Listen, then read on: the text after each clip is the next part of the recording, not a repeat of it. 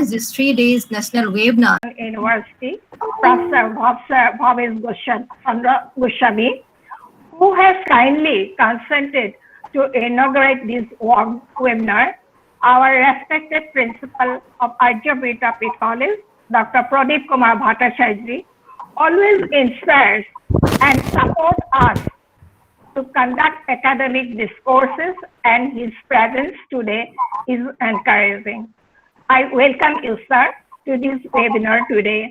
I would like to heartily welcome respected Professor Vinay Kumar Srivastav, today's keynote speaker, and our honored resource person, Professor Suri Chaudhary and Dr. Upala Borwa. I also offer warm welcome to the resource person of coming today's S.B. Ota, Professor Kishore Kumar Basa, Mr. Oral Kumar Bain, Professor Subha Roy, Professor Sarthak Sengupta, and Dr. Chandana Sharma.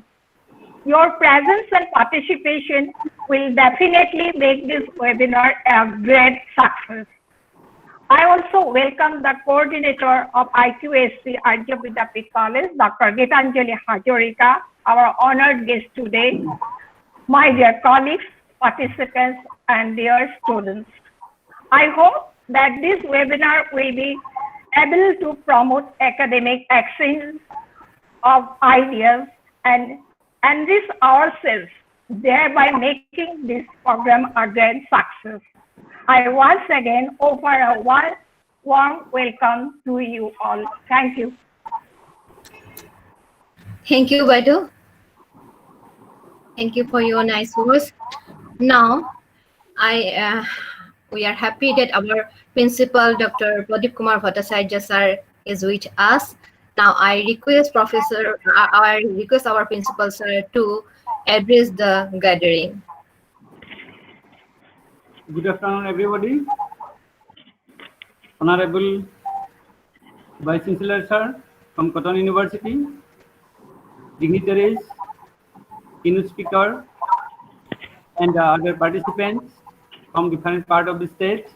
So on behalf of Arya Vidyapeth College, I welcome all of you to this today's webinar organized by Anthropology Department, and I expect that it will help the students a lot, and the participants from different institutions will be benefited a lot from the speakers. So as you know, that Anthropology Department is one of the star departments in our college, and they are organizing different events for the benefit of students as well as research community. And as a part of their effort, today they are organizing this 3-day webinar, 3-day national webinar, and there are other activities also organized by this department, and I'm really proud of Anthropology Department of our college. So I'm really very happy today that they are organizing a very good event for the benefit of the students as well as research community, and I expect that with the blessings of our inaugurators as well as other dignitaries, it will be completed with a grand success. So I again welcome all of you to this today's webinar. Welcome all of you to this today's webinar, and thank you all. Thank you, sir, for your nice, inspiring words. And it's time for, we are fortunate that today we have with us Honorable Vice Chancellor of Cotton University, Professor Bhavesh Chandra Goswami, as the inaugurator of this 3-day national webinar. And before his inaugural speech, I take opportunity to introduce him. Professor Bhavesh Chandra Goswami, currently the Vice Chancellor, Cotton University, was Professor of Chemistry, Guwahati University, and Director of UGC Human Resource Development Center, Guwahati University. He has 40 years of teaching experience since 1977 till date. He is double PhD The first research was conducted under Guwahati University on the topic Studies on the Origin of Vitamin A in Freshwater Fish, for which he was awarded PhD in 1982. Subsequently, he again got his PhD degree from the University of Liverpool, UK, on the model carotenoids in Studies of Carotenoid Protein Interaction and Carotenoid Metabolism in 1985. Professor Goswami has been a visiting professor of UGC, Tripura University, and also visiting scientist of Department of Biochemistry and Biophysics, Iowa State University, Ames, USA. He has received several honors and awards like Commonwealth Academic Staff Fellowship from Department of Biotechnology, University of Liverpool, England. He has held many honorary positions in different committees and councils. He has patents granted and applied in his name. 21 research scholars have already received PhD degree under his guidance, and a few are still continuing. Professor Goswami has attended more than 50 international and national seminars. We offer warm welcome to you, sir, and request you to offer the inaugural speech of this 3 days national webinar. Sir. Okay. Thank you, Dr. Anamika, for your kind introduction. Actually, I'm not that enough, yeah, but even then you have said so many things. Anyway.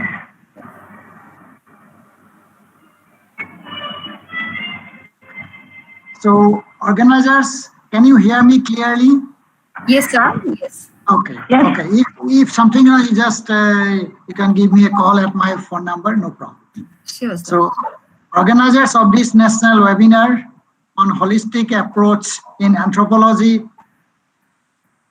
Dr. Bhattacharya, my dear student, now principal of Arya Vidyapeth College, Professor Srivastav, Director, Anthropological Survey of India, and today's honored keynote speaker, Professor Chaudhary from Rajiv Gandhi University, Dr. Borua, HOD, Anthropology, Cotton University, speakers of day 1, and the other speakers of day 2, Professor Ota, Professor Basa, Professor Borua, and speakers of day 3, Professor Roy, Professor Sengupta, and Dr. Sondana Sharma, etc., etc.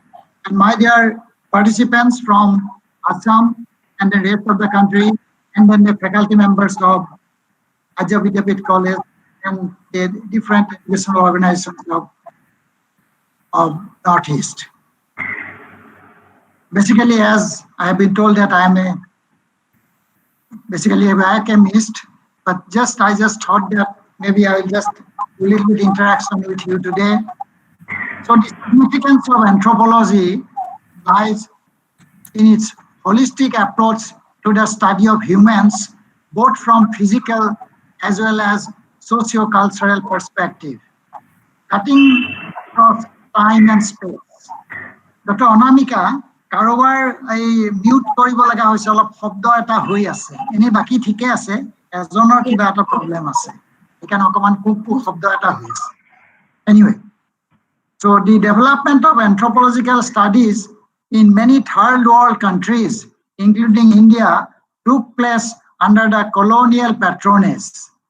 So colonial intervention in anthropological studies were more rampant in Northeast India or erstwhile Assam, which have been inhabited by numerous ethnic groups through the ages, with diverse cultural, physical, and biological attributes. Several monographs on the tribes of northeastern region of India are an outcome of such academic endeavors. The colonial scholars and the administrators who initiated the study of anthropology in Northeast India were responsible for developing many of the concepts and practices that were later legalized by the Indian government, and they are now adopted as different policies. So salient among these are the definition of tribe and caste, the classification of tribe and caste as hill tribes, plain tribes, etc., etc., scheduling of scheduling criteria of tribes and caste, tribal self-government, 5th and 6th schedule in the constitution, restricted area permit, inner line permit. So these are the different ideas which actually basically came from those study of the colonial people by the Britishers before our independence. But they were of importance, so that has been adopted even now. So in addition, the colonial scholars were also responsible for initiating physical anthropological studies of the communities of Northeast India based on somatoscopic, somatometric, craniometric, anthropometric, as well as genetic characters like serological, finger and palm print, etc., etc. Historical studies based on archaeological facts were also started by them. The question that now needs to be asked is how far we have advanced since these anthropological studies were started by the colonialists mainly for administrative and missionary activities. In other words, many problems can be framed and understood in an anthropological context. For example, the problems of identity assertion, ethnic conflict, overall social changes and transformation can be better understood and policies framed to redress these issues from anthropological point of view. Anthropological studies on indigenous practices and sustainable practices of livelihood are subsistence and can be of great value in the context of Northeast India, where the existence of such practices are many and varied. Indigenous crafts of bamboo and can are also textile, weaving, terracotta, mask making, performing arts, etc. can be better understood and analyzed from the perspective of anthropology. Anthropological scope on studies of heritage, both tangible and intangible. So that way, I think there are a lot of scope, including the cultural history and ethno-history of the region is of many varied, and there are many like this. So GIS-based studies of the physical environment together with updated application of absolute chronological studies can give us a concrete idea of the trajectory of prehistory and proto-history of the region. So likewise, anthropologists, particularly physical anthropologists, can focus on varied issues like health and medical anthropology, traditional healthcare practices, and help in framing policies on maternal and child health, population, and demography in a social situation marked by diversities. So likewise, scope of modern studies like DNA and gene mapping can also be applicable well in the context of Northeast India. In a similar manner, the scope of forensic anthropological studies have a high relevance in Northeast India. So therefore, time has come for experts in history, sociology, zoology, psychology, geology, geography, even statisticians and mathematicians to come together to take a critical look at these aspects of anthropological discourse in a modern day context. So with these few lines of thinking, I wish best wishes to all the participants who have gathered here today for a fruitful interaction with the anthropological experts in the coming 3 days. So with this, I declare this webinar inaugurated. Thanks for your patient hearing, Professor Bhavesh Goswami, Vice Chancellor, Cotton University. So thank you very much.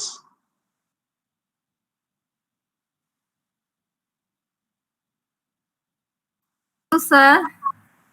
Thank you, sir. Okay, it was clear. On behalf of the organizing committee, I offer deep sense of gratitude to you, sir, for your encouraging, valuable speech. You have made a detailed analysis in this short span of time about anthropology, its branches, and its scope. Your presence in this webinar is an inspiration for us. In spite of your busy schedule, you have managed to join us today, for which we shall remain ever grateful to you, sir. Heartfelt thanks to you again. No problem. Thank you. Yeah. Now it's time to start the keynote address.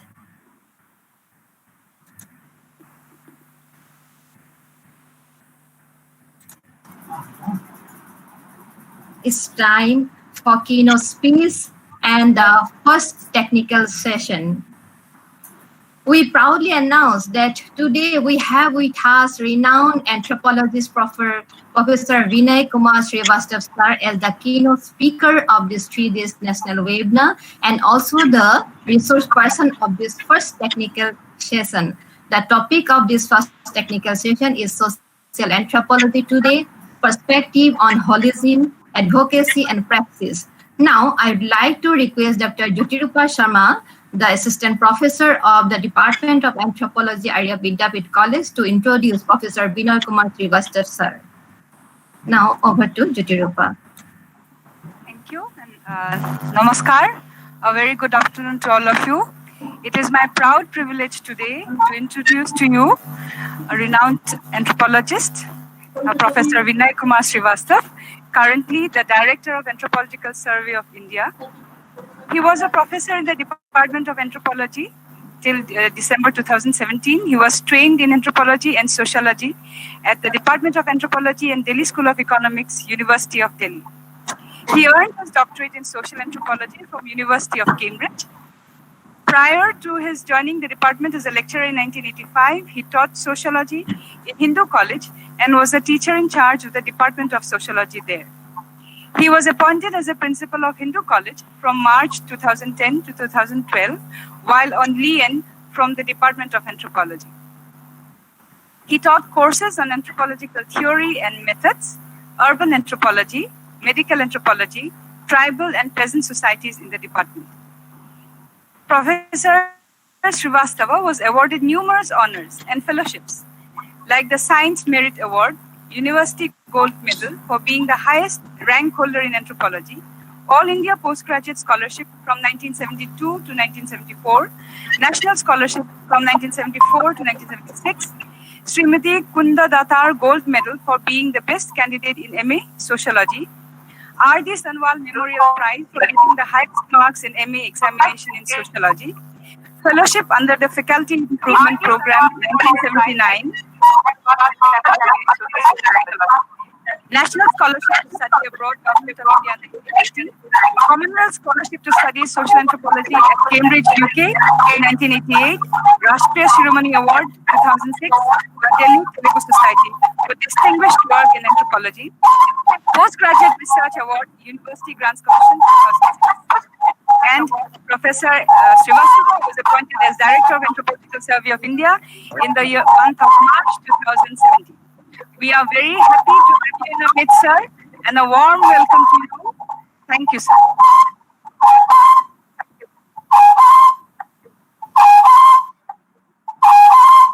Thank you. Yes.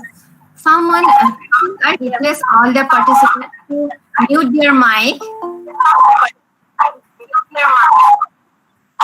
You can open the video, but mute your mic, please.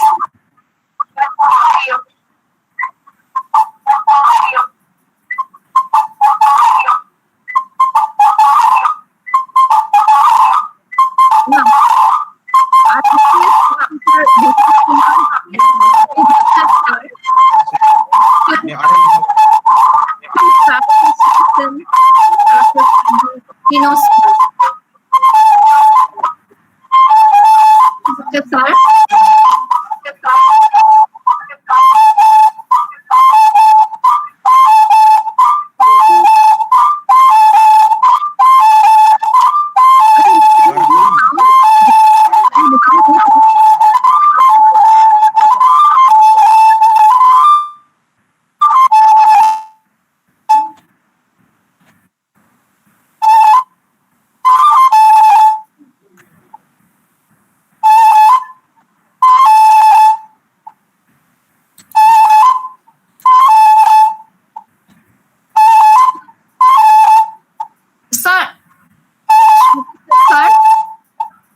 facing any problem, sir? You're listening any sound? এটা sound এটা হৈ আছে কিন্তু কাৰোবাৰ কাৰণে কাৰ পৰা আহিছে মোক আনমিউট কৰি দিয়াচোন মোক আনমিউট কৰি দিয়া মই আনমিউট কৰিব পৰা নাই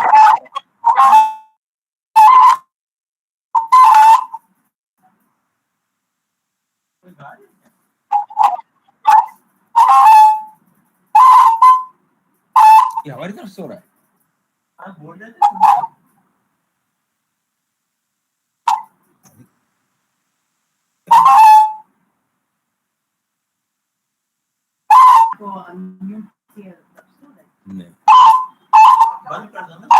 सब दोबारा करता ना Sound is coming.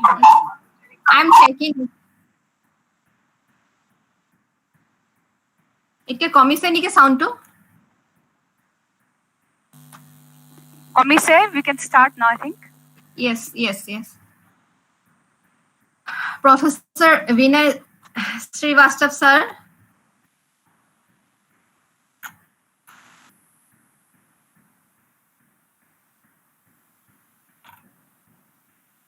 I think it is all right now. You can start. Vinay Srivastav, sir. No.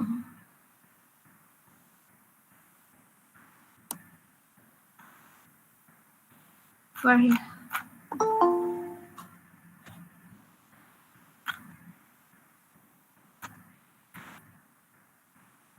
I think the problem Srivastav sir faced some problem. He is probably offline. Just check it.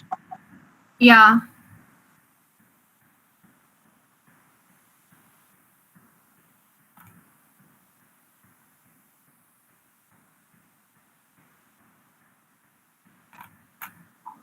তেওঁ offline হৈ গৈছে Okay.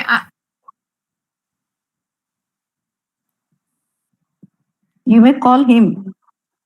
Anamika, you can call him. Madam. এবাৰ phone কৰি দিবা নেকি তেওঁলে তেখেতলে হয় madam. Phone কৰিলে ভাল হ'ব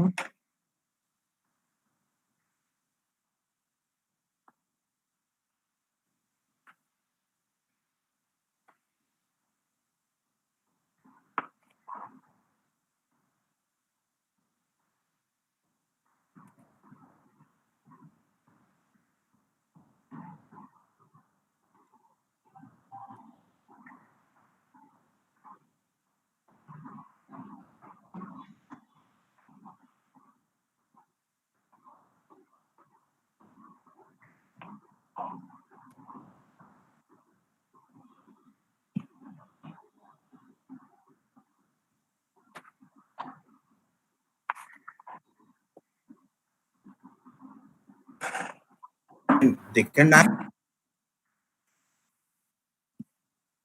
so I'm out there now yes can I start now yeah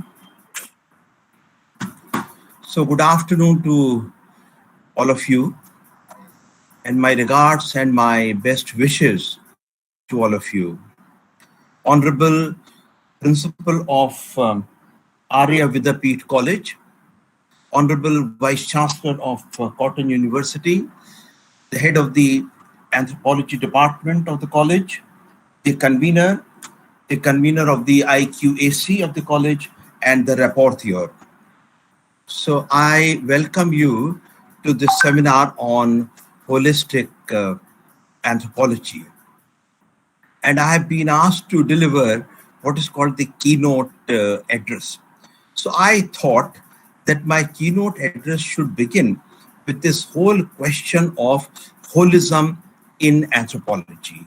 And before I come to a discussion of social anthropology, a field which I pursue in my career, although I have also earned a master's in physical anthropology, so I know the kind of discourse which is going on in physical anthropology as well. Now, many of us already know that this division of anthropology into 4 branches or sub-branches or specialization. This was created by American Anthropological Association. And American Anthropological Association argued that we can look at the discipline of anthropology in terms of biological or physical anthropology, social and cultural anthropology, prehistoric archaeology or archaeological anthropology, or linguistic anthropology. These are four areas. And American Anthropological Association and also the journals of anthropology, two very prominent journals of anthropology, namely American Anthropologist and Current Anthropology. Both these journals give equal importance to all the branches of anthropology. It was also noted right in the beginning that anthropology is some kind of a fraternity of disciplines.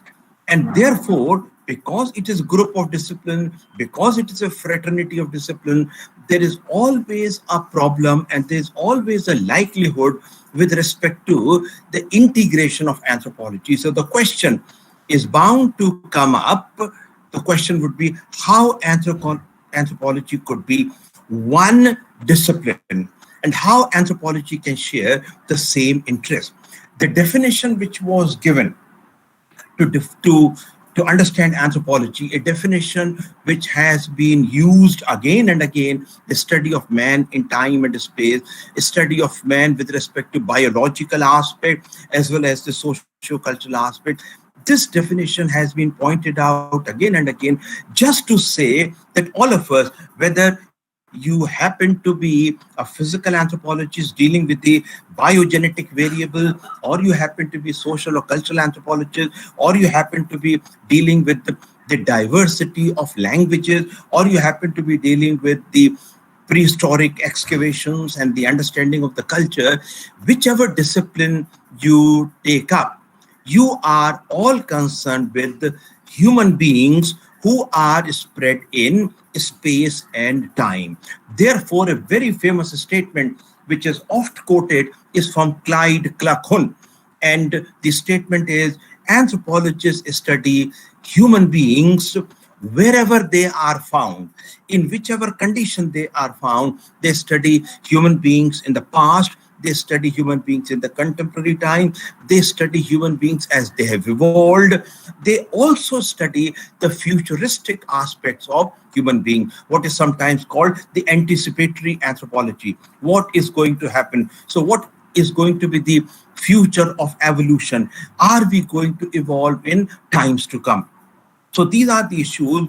And thus, one of the aspects which came up, which anthropologists are taught right from the beginning of their career, is that anthropology is a discipline without boundaries. It's a discipline without barriers. You can add as many branches and sub-branches in anthropology as you want. You can study a very microcosmic aspect. For example, you can study how the plows are shaped, and you can also study anthropology at the macro level.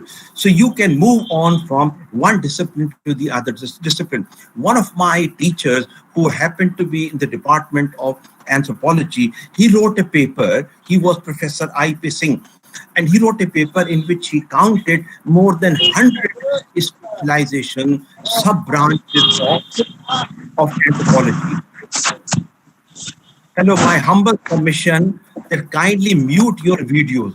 I can see Dr. Lalit Srivastav, whose audio is on, because this creates a lot of echo. So kindly, my humble request is that all the participants should mute their audio. They can keep their videos alive, but not their audios. So he counted more than 100 branches of anthropology. Actually, they are not branches. They are specializations of anthropology. Someone may be interested in. May I once again request Dr. Lalit Srivastav to mute his audio. Dr. Lalit Srivastav. Anyway. we are not responding, I can't help it. So you have these different branches of anthropology, and more anthropological disciplines are going to be added to this. I just learned also that someone is going to speak on intellectual disability. So there can also be an anthropology of intellectual disability. You can move from any branch to any branch. The point is how all these are integrated. And this has been one of the most vexing issues in anthropology, how different disciplines are integrated. And it always bothered the anthropologists from the very beginning, because what was happening within the discipline was each one of us was specializing in one or the other branch of anthropology. Either we became physical anthropologists, or we became cultural anthropologists, or we specialized in archaeology, or we went into linguistic anthropology. And therefore, we pursued that specialization. And at the same time, the problem was how to keep these different branches, which are forming some kind of a fraternity, how to keep them together so that the subject does not disintegrate, so that the subject is not fissioned. Because, and this is not to is not to discourage you from this. It has also happened in anthropology that some people started arguing that social anthropology is very close to sociology. Physical anthropology is very close to zoology and medical science. Archaeology is very close to history, and linguistic anthropology is very close to the discipline called linguistics.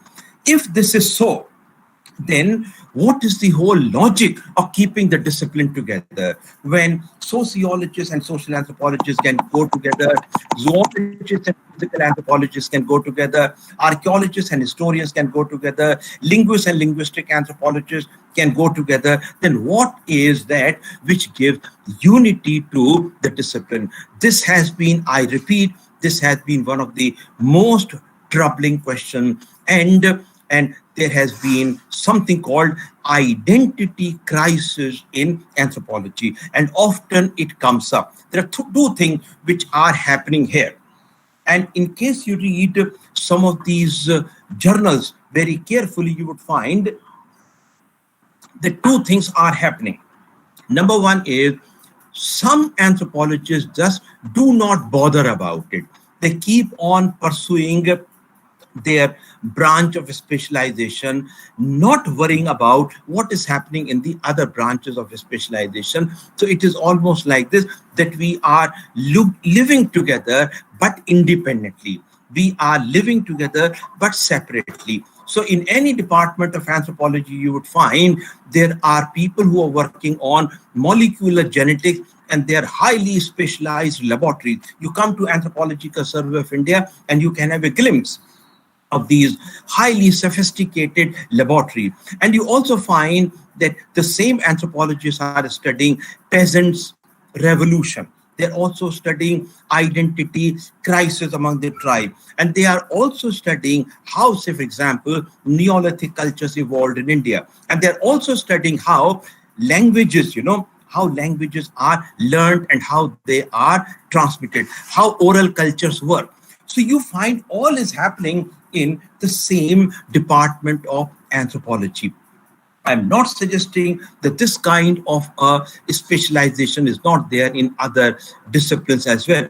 Chemistry, for example, which I studied in my graduation, has differences between physical anthropology, physical chemistry, organic chemistry, inorganic chemistry. And often when the posts come, I was the principal of Hindu College, and I saw this. Suppose the post comes in physical anthropology, the department will insist that we call only physical anthropologists for conducting the interview and not from the other branches, as if the other people who are from organic chemistry or inorganic chemistry, they have completely lost their touch with physical anthropology and they've been totally converted.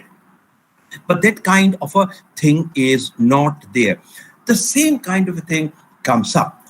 And one has to just keep this thing in mind, that this has been an important issue in anthropology. And that is why I thought that first of all, I should address this issue.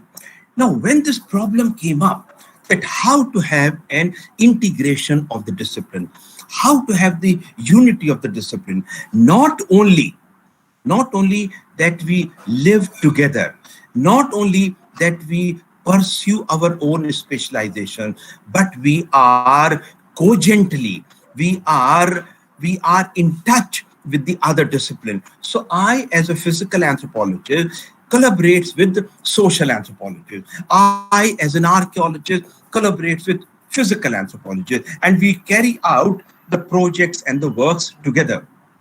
How to create this kind of a unity?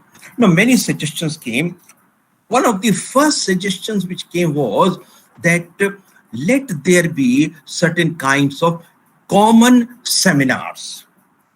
This was the idea which was put forth by Soltex, who was the editor of the Current Anthropology. Then let us have some kind of common seminars in which physical anthropologists studies on a particular topic, social anthropologists studies on the same topic, archaeologists and linguistic anthropologists speak on the same topic, and all others attend. So here is a chance, here is a very good opportunity given to the anthropologist form and anthropologist to learn from the other.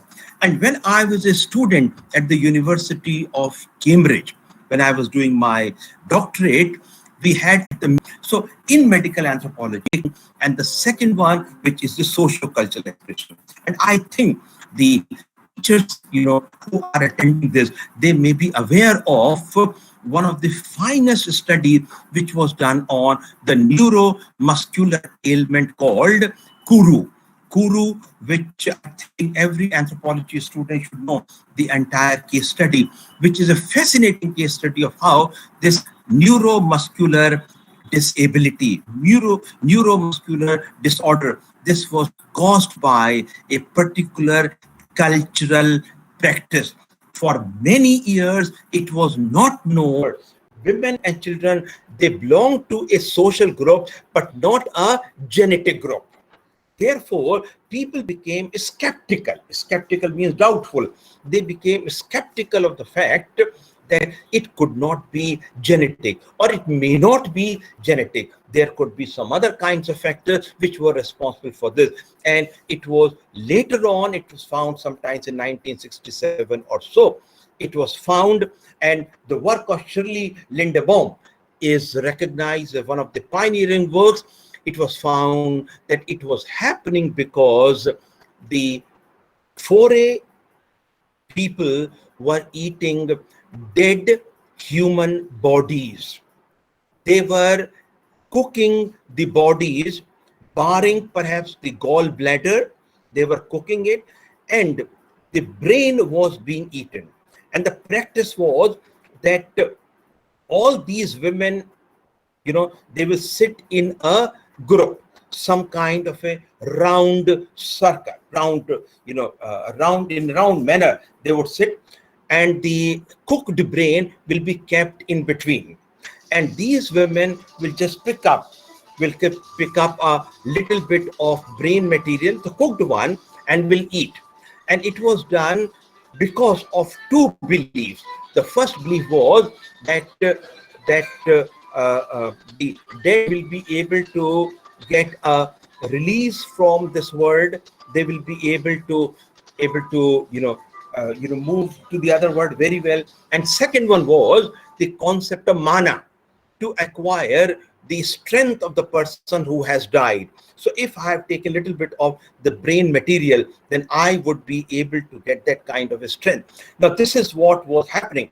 And the belief was that young women would be able to withstand the power of the ghost of the dead, one who has died. That person will have his ghost.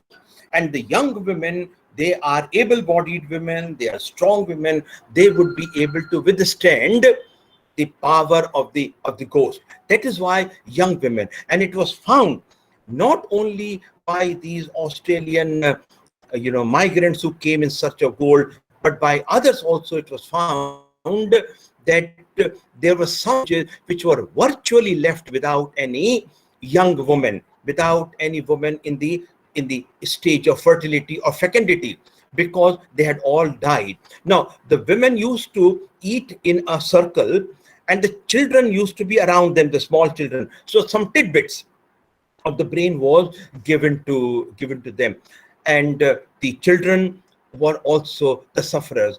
Later on, this practice came to an end. In 1960, it was completely banned, this kind of cannibal practice, but the incubation period of the ailment was long, so cases came later also. Now, this is a fascinating example where you can blend two things together in the study of Kuru.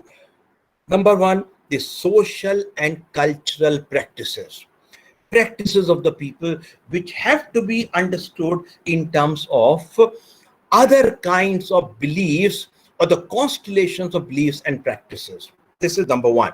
And number two, that what was its impact on the body, how it was affecting the biogenetic structure, or what is today called the epigenetic aspect, how they were being affected by that. And this is, I gave you this example. There are many other examples which I can give. I also wrote a short paper on the illness called scabies. I suffered during the course of my fieldwork, and it was such a bad illness.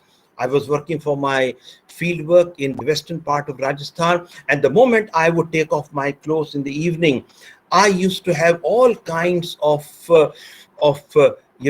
small eruptions on my body, and I would, just like a mad person, I would keep on scratching. And later on, I consulted a skin specialist, and I came to know that this is something which was called scabies. People's explanation was very different. Now, people's explanation was, it is a common thing. Everyone scratches the body. And you could see people lying on the cot which was made of string. And they would be just turning from one side or the other and just scratching their backs. And I was quite concerned with this kind of an illness. And I noticed that this illness was not beyond the neck. It was all in the lower parts of the body. Then I came to know it was a dermatological ailment, and it required some kind of a quarantine for 72 hours or so in the hospital, when you have to apply scabicidal lotion, and which actually cured. And then I came to know, again from the dermatologist, that it was caused by the fomites. The fomite, like your linen, like your bed, it was being caused. People had absolutely no understanding. So when I came back to Rajasthan, to the village where I was working, and where I had contacted scabies, the mere thought of scabies, it scares me. I started sharing my knowledge with the people. And this is where I realized that anthropologists sometimes become interventionists as well. And believe me, I saw with my own experience, and I saw this happening. People understood my point of view, and they were very careful about their fomites. They would take their mattresses out and will dry up the mattresses, will be very careful about it. And the moment they came to know that some kind of a scratching was occurring on their bodies, they immediately looked for the lotion, and they were becoming more careful about the mores and the norms of cleanliness. So that is how we are able to bring about a change. I personally think, because I am a social anthropologist, I also did a master's in sociology. I taught sociology at Hindu College on 2 occasions. Once when I was just a lecturer in sociology, and next time when I was a principal of Hindu College, I taught sociology. And thus I define myself as one who knows both the disciplines equally well. There's no doubt about it, the social anthropology bears affinity with sociology. In many writing of M.N. Srinivas, M.N. Panini, And also some of the recent writers, they say that sociology and social anthropology are very close. In fact, Srinivas went to the extent of saying that I do not make a distinction between sociology and social anthropology, because both deal with the same kind of a thing. Incidentally, M. Srinivas had his PhD in sociology from Bombay, and he had his DPhil in social anthropology from Oxford, and he was a student of Professor A.R. Radcliffe Brown, although he finished his thesis under Professor Edward Evans Pritchard. So he knew both the discipline. So he had absolutely no problem in saying that sociology and social anthropology are very close and we can deal with the same thing.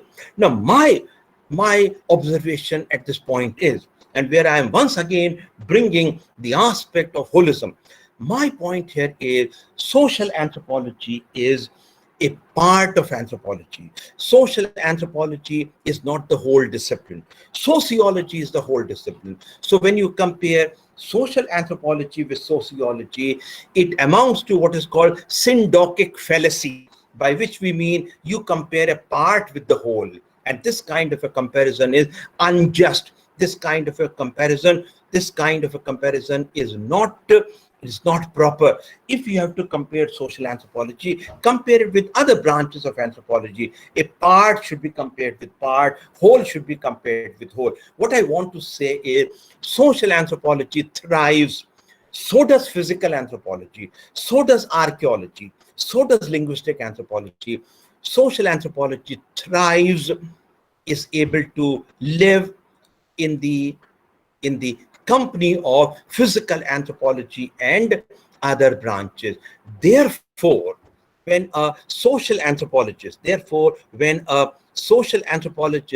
is looking at human phenomena, he or she cannot miss out the biological variable, which is not the case with sociologists. Sociologists would rarely look in terms of the biological variable. In a similar manner, if physical anthropologists go with zoology, they would be missing out the domain of culture. And we know it very well, we know it full well, that growth and development, is one of the disciplines which cannot be understood properly without bringing in the aspects of political economy. Therefore, social anthropology exists in the company of other branches of anthropology.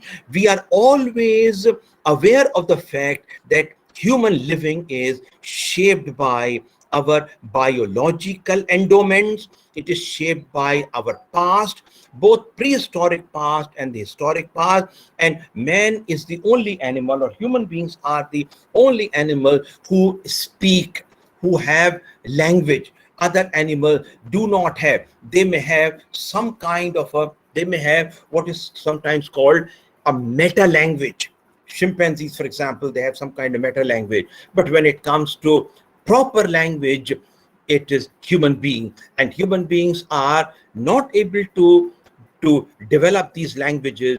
They are able to keep these languages alive for posterity unless the speakers of that language are exterminated, some kind of a genocide occurs and they come to an end. Otherwise, the languages are able to pass down from one generation to the other generation. And of course, as Walter Ong has said again and again, that once we started writing, the languages were never dead. They were all written down, and thus they were transmitted from one generation to the other, to the posterity. So this is the great advantage of doing anthropology. You know the other three variables. Number one, biology. Number two, social and culture. And number three, historical. Historical things have moved over a length of time, and you bring it together. Therefore, you have to look at these disciplines from both inside and from outside. And I've been very lucky that I've spent more than 40 years teaching the disciplines of anthropology at different levels. And now I'm heading an organization which is furthering the holistic and the integrated view of of anthropology. Now, coming to the second aspect, which I think is of great importance here, that how anthropology has evolved. And this is something which has to be kept in mind.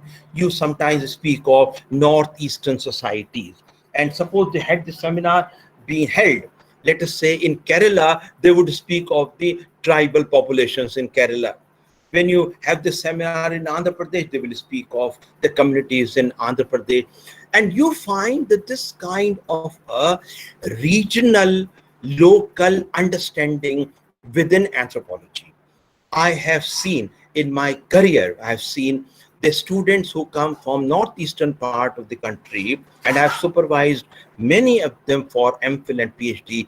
They would like to go back to their own area for fieldwork. And sometimes I tell them, rather jokingly, I tell them, well, you are from Manipur, why don't you go to Kerala to do your fieldwork? Or someone who comes from Tamil Nadu, I would say, why don't you go to Bengal and do fieldwork? Because that has been the trend in anthropology.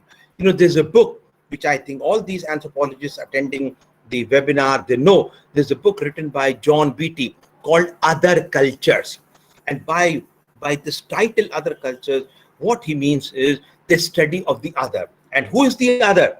The other is the tribal community. The other is the other people.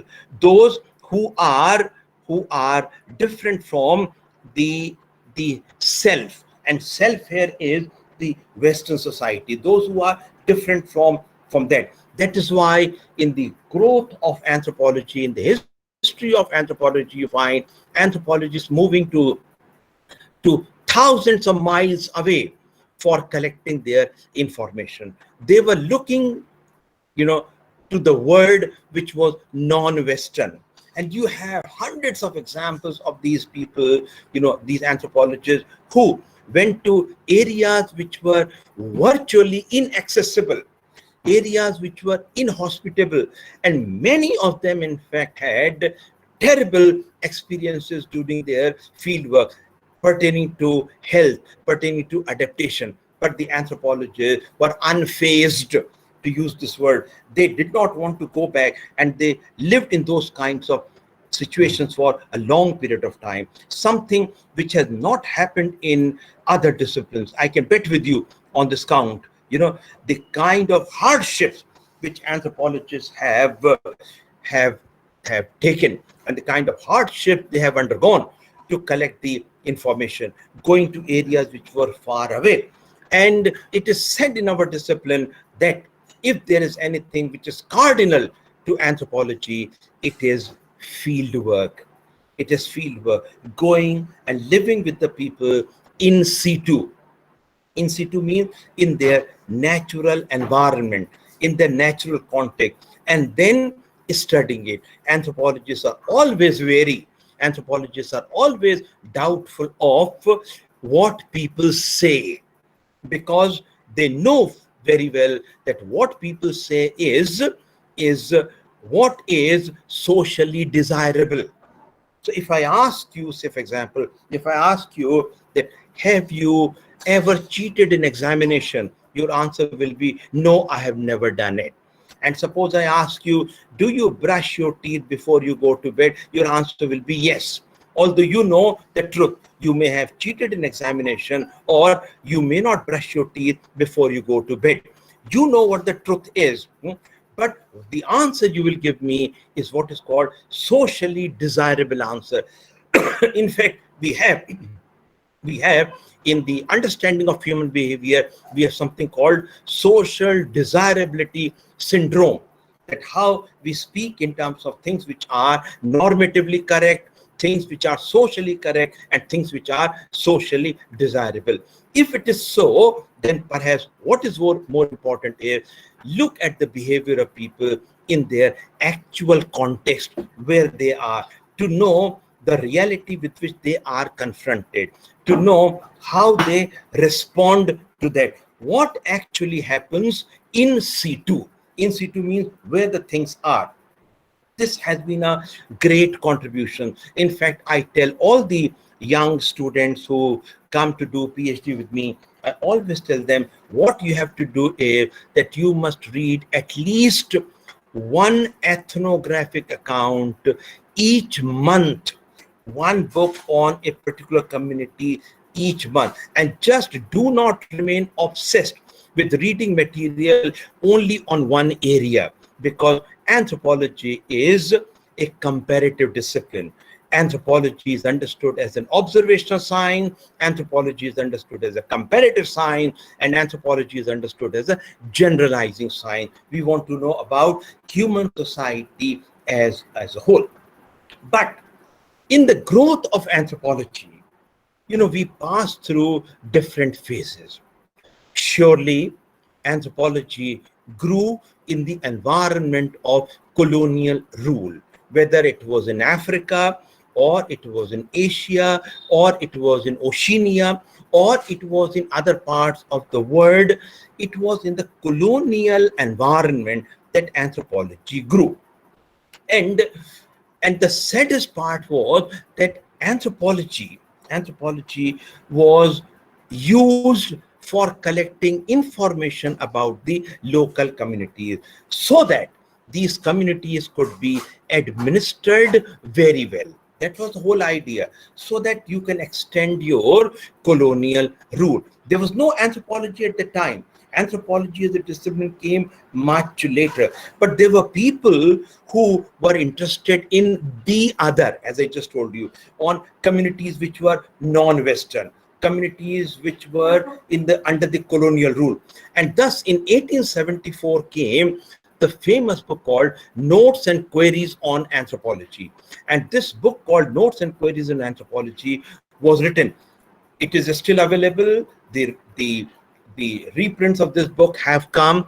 It was prepared for the colonial scholars, those who would go to different areas to collect information about the community, and then would suggest the strategies which could be adopted for a better administration of these people, so that these communities could be brought under the colonial rule, and so that the colonial powers could siphon off the resources therein by displacing people, by cutting their forests, by looking at the mineral wealth. And this all went on. People were squatting on the wealth, and they had to be removed from there. To know about what was happening at the local level, these people were sent. They were all administrators. They were bearing different titles. They were called political agents, or they were called the administrative officers, or they were called the surveyors, or they were used. Different terms were used for them, and they were there to understand these communities and write on them. This was the beginning of anthropology. Surely, I want to warn you here, because you should not go home bearing the impression that all these anthropologists were just for the establishment, they were just for the colonial rule, and they did not rise to the occasion, and they did not take up the interest, or did not take up the voice, or did not pay attention to the voice of the people. No, this is absolutely wrong. Anthropologists knew very well, and I'm talking to you of the anthropologists in the latter half of the 19th century and the 20th century. They knew that all this knowledge they were collecting about the local communities, whether it was in terms of their customary laws or in terms of their religion, all this knowledge was being used by the colonial masters, by the colonial empire, for furthering their own interests.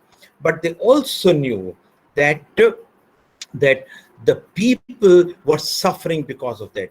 You will be surprised to know that some of the very prominent British officers, they wrote such sensitive accounts on the tribal community, and they stood with them. For example, J.H. Hutton, who later on became the William Wise Professor of Anthropology at Cambridge. J.H. Hutton, told the colonial empire that what the Nagas want is autonomy. They should be given autonomy of their rule. They should be allowed to take part in the discussion you are having with them. So he was trying to further the interests of the people. B.S. Guha. B.S. Guha was the other one. He was the census commissioner, and he said, because of this kind of an interaction with the outside world, the tribals are losing the zest of living. He used a word which not many people are using these days. He said they are suffering from thanatomania. And thanatomania means the desire to live almost comes to an end, just because their cultures have been the butt of ridicule. People have been told that this is not how they should go. Their cultures were attacked, and so they were not very happy with this. What they wanted was that their voice should be heard. This was the meaning of the term autonomy, that you should hear them, what they have to say. And all this was happening in, as I'm telling you, all this was happening in the 19th century. And thus came the second phase of anthropology. And that phase of anthropology was that we should stand with these people who have suffered the maximum because of the colonial rule, people who have been thrown out of their areas, people who have lost the control over their resources, which also meant that they have lost control over their lifeline. So what we should do is that we should take care of their interests. It was a different kind of anthropology which was born, very sensitive anthropology, and a very sensitive anthropology in which the issues of the people were always there. I don't want you to carry the impression back home that anthropologists were only concerned with these simple societies, which at one time were called undercoat primitive societies, and now they are called tribal societies, or they are called pre-literate society, other kinds of terms which are used for this, because anthropologists studied all kinds of societies. They studied the Germans, they studied the German character, they studied the Japanese character. Ruth Benedict wrote an excellent book which was titled The Chrysanthemum and the Sword, which was on the Japanese. So anthropologists tried to cover the wide variety of people, looking at the predicaments of people, looking at how people were suffering, looking at what kinds of responses were coming at the local level. And thus, in one of the lectures which I delivered, I said that one of the important areas which anthropologists can take up now during the COVID-19 is what has been the impact of the new coronavirus on particularly vulnerable tribal group. What has been the impact of this virus on other kinds of forest-based communities? We have to look at these communities, the communities which are at the margin, communities which are largely suffering because of this. They may not have the kind of technology to fight back, and therefore it is the duty of the anthropologist to study these communities. I would like to submit here that when we say that anthropology is the study of human beings wherever they are found, you can take up the study of any community, you can take up the study of any institution. Please do not forget that there is a branch of anthropology called business anthropology, and my colleague Dr. Ramesh Singh in Hyderabad University is one of the pioneers of this discipline in India.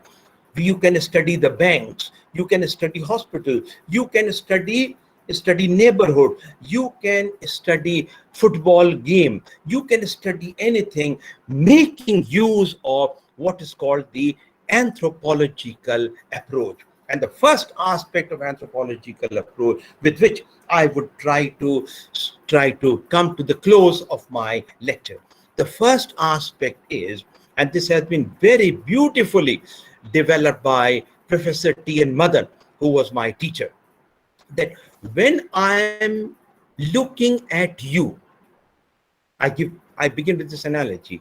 When I am looking at you, I am trying to understand you But this understanding is also telling me about my own community, because things are being understood in a comparative framework. So when I am looking, say, for example, at your drawing rooms, when suppose, please don't mind my example, when I am lecturing to you and your video is on, and suppose your child come and starts playing with your computing machine, yeah, and then they brush the child away, please go away, please go away. I'm seeing all this happening, and I'm trying to understand against the background of what I see in your context, in with respect to what is happening in my context.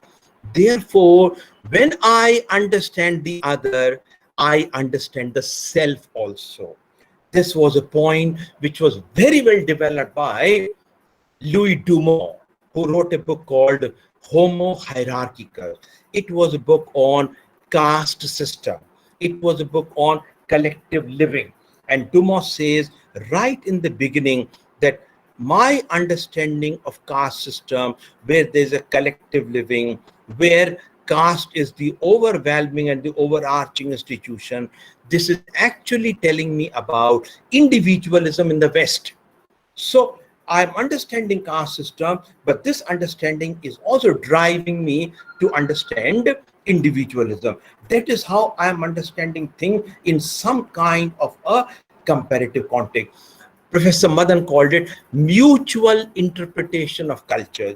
I understand you. It is not only that I understand you, I also understand my own culture. In this comparative fashion, we keep on evolving. The second point, which comes here, is that we are always interested in knowing in knowing what people actually do.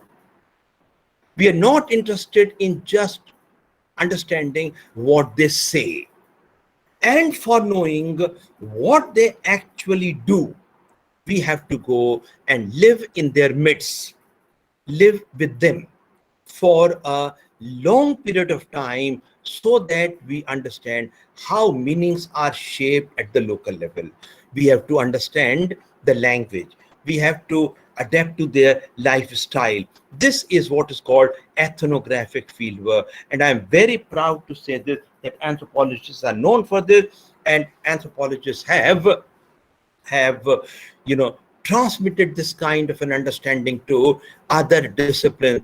Today, it is not just confined to anthropology that we do the field work, but we also have told the other discipline that that is the way of doing it. You will not be surprised to know if I tell you that even historians are conducting what are called field studies. In fact, I sometimes say that anthropological methods have made a respectable place in other disciplines. So other disciplines, and the practitioners of other disciplines are reading anthropological literature. Once while lecturing on methodology, I said that in many of the science courses, there is no paper on research method. In physics, in chemistry, in botany, in zoology, you don't have a paper on research method. Why it is so? Because these disciplines believe that by doing these sciences, you also come to know about the research methodology. You come to know about measurement. You come to know about observation while doing these disciplines. But today, these disciplines have become very conscious of the fact that they should have separate courses on research methodology. Incidentally, as a footnote, I'll tell you, when this CBSE, the credit-based courses were being planned, I was the head of the anthropology department, and chemistry department was planning to introduce a course on research methodology. And they spoke to me, the head of the department spoke to me, that what is research methodology in your discipline? You share with us, because we are also thinking in terms of research methodology. The student should become sensitive to the aspect of research, the whole methodology of research, and also they should question why this methodology is used and why this methodology is superior to other kinds of method. So this is something which anthropology has given, and in order to revitalize anthropology, this is something we have to see. Number three, the third point which comes up is that our understanding should not only be confined to knowing what it is, to knowing the phenomenon. This question is bound to come up again and again. Yesterday, while delivering a lecture on methodology, on theory, anthropological theory, I said that one of the questions which are very prominent in the 1930s was knowledge for whom and knowledge for what. Why are you acquiring this knowledge? To which purpose will you put this knowledge? And so we started working on this. That why? I mean, we are doing all kinds of researches. We are interested in, say, for example, the concept of sacred water. We are interested in shamanism. We are interested in witch hunt. We are interested in how genetic diseases are transmitted. We are interested in susceptibility of people to certain kinds of diseases. We are interested in asking how was the longevity during Neolithic time? For how many years did human beings live? Because you know that in this century, the longevity has increased to almost 84 years or so. Just 100 years ago or 120 years ago, longevity was 42 years. And so what was it in Neolithic time? Can we give an answer to this? Well, my teacher, D.K. Bhattacharya, used to say that in Neolithic time, we lived only for 27 years. And how longevity has increased over a length of time. A question which the archaeologists should be able to answer. How languages grow, how languages become more and more proliferated, how different kinds of words come in the language. And you find English and also Hindi, they are highly dynamic languages. New words come, new expressions come, and the languages are developing. They're not becoming stultified as one would think. How these kinds of things happen. So the question which came up was, it is not just that you understand. It is not just that I understand the way in which you live. I must also establish, I need your kind attention. I also need to establish a dialogue with you with respect to how conditions can be improved upon, how your lot could improve upon. Let us begin with the dialogue. I am not in any favor of cultural imposition. I am not at all what is called ethnocentric, that what I have to say is a right. I must engage you in a dialogue. That is why today, this is for all your students, that is why today we don't use the word informant or respondent, one who gives answers to your question. We use the word interlocutor. And by interlocutor means one who is engaging in conversation with you. So if suppose you come and study me, then you can pick up a dialogue with me. Say, for example, the conditions of the old people. Say, for instance, conditions of the old people. Today, a large number of anthropologists are working on what is called social gerontology. They're also working on what is called second career. We retire at the age of 60. I retired at the age of 65. Okay. And when I retired at the age of 65, God willing, touch wood, I'm in robust health. I'm all right. I'm able to work. I'm not close to dying. And if I stay at home after I have retired at the age of 60 or 65, if I stay at home, not only that I'm going to rot, but I would be a nuisance at home. Right? So how I can transcend this kind of a nuisance? I must look for a second career. I know in Delhi University, a large number of bureaucrats, a large number of people who are proximate to their retirement, who are close to their retirement, they are doing law, LLB, they're doing into other courses, they're moving into management so that after retirement, they could think of another career. You have to be independent. This whole ideology which has come up that after your children get married, they should not live with you. I'm talking about the middle classes and the upper middle classes. I always used to tell, my son, when he was growing up, I said, look here, once you are married, don't come and live in my house, because my house is the fiefdom of my wife. The house is the jagir of my wife, and therefore my wife has to take care of this. You establish your own house altogether. And I was surprised that how this kind of a thing came up. When you want your children to go away, live separately, otherwise they are going to be scrimmages within the family setup. How these ideologies have come, how old people are suffering because of this. And this brings us to the issue of what is called praxis. I use the word praxis, Praxis, and by praxis we mean putting into practice. How you will bring about a change in our understanding. I remember when I told my son, fortunately he lives in America, when my son was growing up, and I told him that, look here, this house is the jagir of your mother, and this jagir has to be maintained by her. I am also at her service. See, I do whatever she asks me to. This is her house, okay? And you establish your own house. I was wondering, my father never said such a thing. My father expected that I would bring his daughter-in-law to his house, and his daughter-in-law would behave according to his dictate. The household was patrilocal, and by patrilocal we mean the household is sponsored by father. It is not neolocal. So my father is sponsored the house. I go with my wife to live with my father's house, and I have to follow the dictates, the protocols which my father has devised or my mother has devised. But now we are thinking differently. How against this background, the problems which are going to come, the problems of loneliness.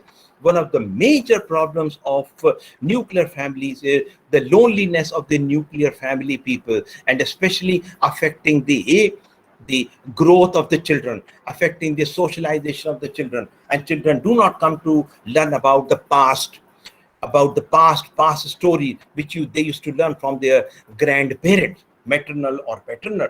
So how these things are changing, and one has to suggest certain viable solution. Therefore came the three more kinds of researches. One is called pure research, which we are doing, how families are breaking down, or the problems of the old people which are multiplying, or say, for example, what is sacred water, or what are the funeral ritual, or how kinship systems function over time. But the other thing which came up was that we have to carry out applied researches, we have to carry out action researches, and third very important thing which came in anthropology was policy researches. Today, researches are divided into these four categories: pure research, applied research, policy research, and action research.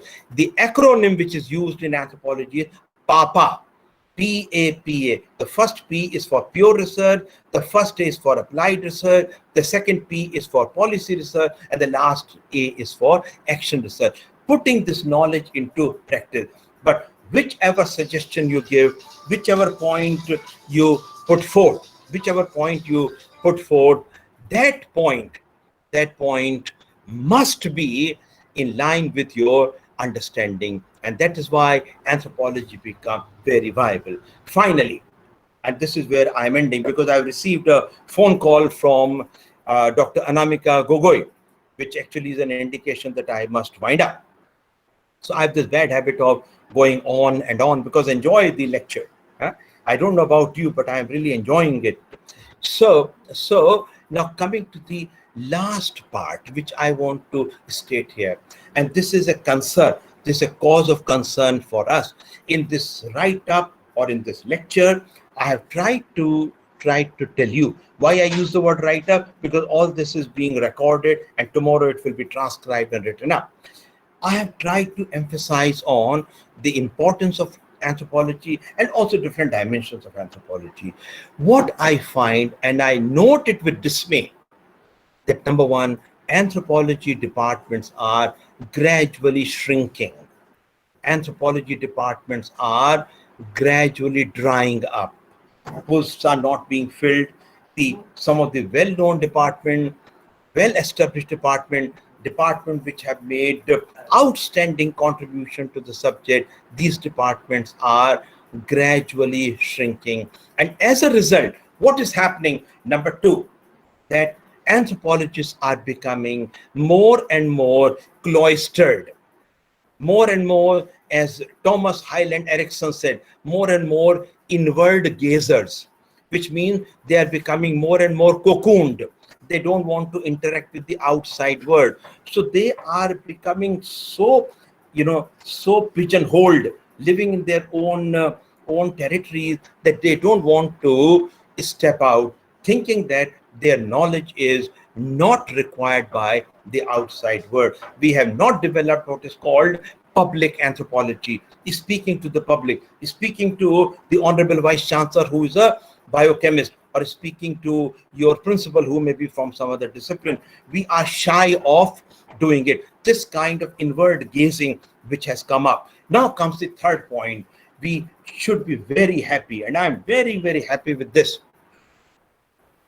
I'm very happy. I should not use the word very, very happy. So I'm very happy with this, that anthropology may be losing focus in the anthropology department, but outside the department, anthropology is in demand. Economists are reading anthropology. I read an article by Amartya Sen, and this article was titled, "How Does Culture Matter to Us?" An economist writing on culture, because economists had been writing on rationality, on market, on maximization of resources. But here you find an economist writing on culture. You have the whole discipline called cultural psychology, and you have a large number of political scientists, linguists, and philosophers, psychologists, and all other, learning from historians, learning from anthropology. So anthropology is having a salubrious, if you allow me to use this word, salubrious growth outside the departments of anthropology, which is a great thing. And we should learn, we the anthropologists, learn from the kind of changes which they have brought about. It is our earnest duty at this point in time that we should try to interact with the outside world as much as is possible, and contribute our intellectual might, our intellectual strength to the understanding of the contemporary world. At the Anthropological Survey of India, some of my colleagues are also attending here. This is exactly what I have tried to do. Perhaps you do not know this, or you may not be knowing this, that we have started a whole series of lectures on anthropology, anthropologists, and pandemics. Today afternoon, today evening, in fact, 6 o'clock, there will be a lecture on this. We have begun with a series of 6 lectures, and these lectures have been taken very seriously. In case you finish your deliberations by 6 o'clock, do join in the Anthropological Survey of India lecture. Why are we doing it? We are only telling the outside world, and this is possible through webinar. We are telling the outside world what we as anthropologists can contribute to this. I am all in favor of speaking to the other, not just understanding the other, but speaking to the other as a viable, robust partner in the development of the country, in building of the nation. Thank you very much. Thank you so much, sir, for your excellent presentation. I, on behalf of the organizing committee, would like to offer my heartfelt thanks to Professor Vinay Kumar Srivastav for this brilliant presentation in a very lucid manner. Sir has managed to deliver a brilliant scholarly lecture, for which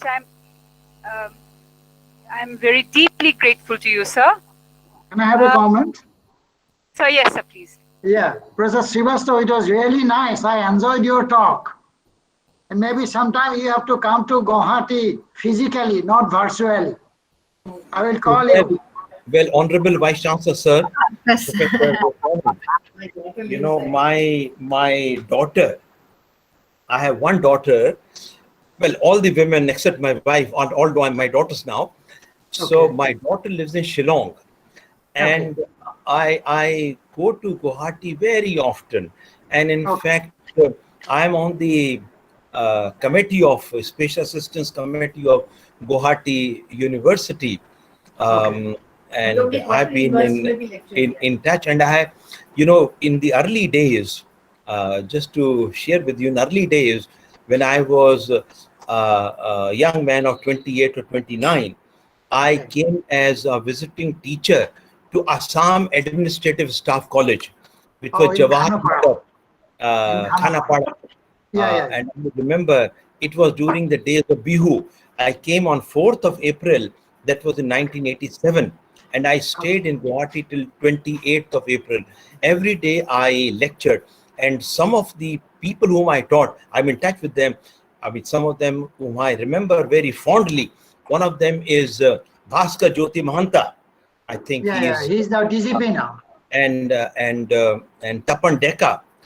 They were in that particular class, and Abhijit IQAC. Bora and Atanu Chaudhary. In fact, I will be delivering the Foundation Day lecture at Atanu Chaudhary's college. The date is not yet known to me, so I am connected with Guwahati, and in fact, I am reading quite a bit. Yes, I've been to Dibrugarh, I've been to many universities, and I Thank you very much. and in fact, I have delivered several lectures at Professor Upala Barua's. Yes, sir. You delivered very first lecture. Yes. Okay, I think I have enough. Anamika. Chitrupa, you may continue the vote of thanks. I think, yes, we have come to the end of this brilliant lecture. And there were some very fine points that sir had mentioned, which struck with me. The first thing that he said is that anthropology is a discipline without boundaries or barriers. And another important thing which he mentioned is that anthropologists sometimes have to become interventionists as well. So these 2 points are very important, which have to be kept in mind.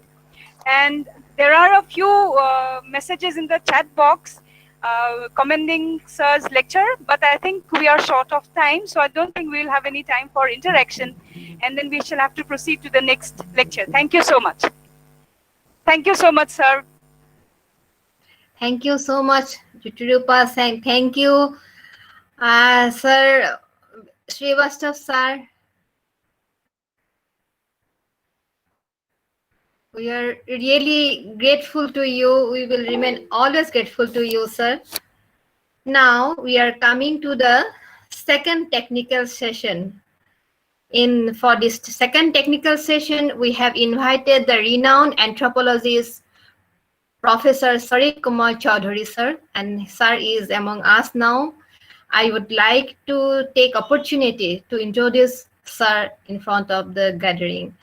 Professor Sarit Kumar Chaudhary, the founder, professor, and head of the Department of Anthropology, Rajiv Gandhi University, Arunachal Pradesh, and was formerly the director, Indira Gandhi Rashtriya Manav Sangrahalaya, Bhopal, under the Ministry of Culture and Government of India.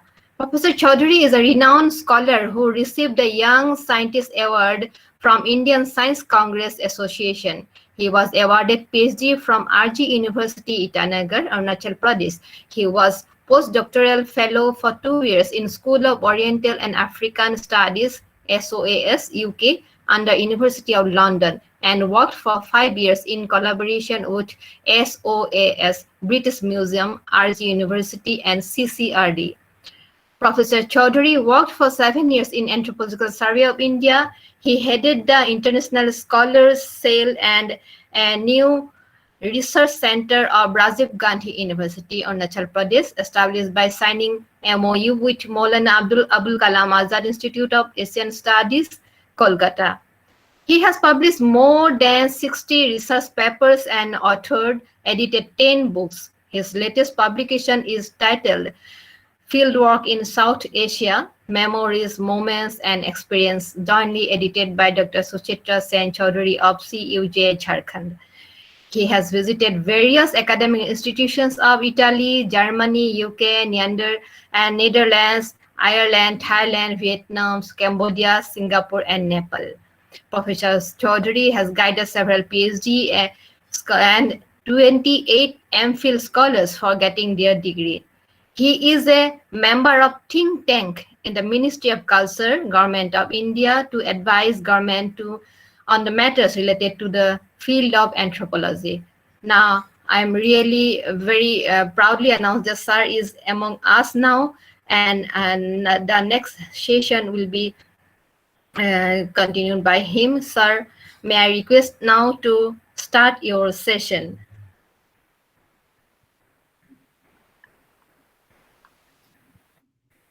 So good afternoon to all of you.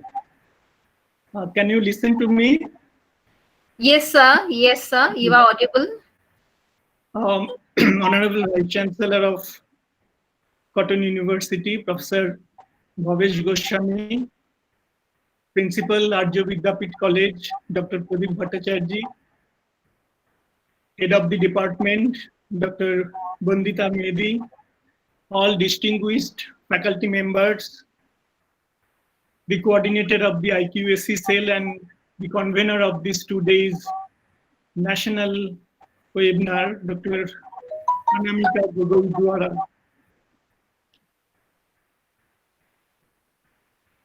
At the onset, let me tell it in a very clear term that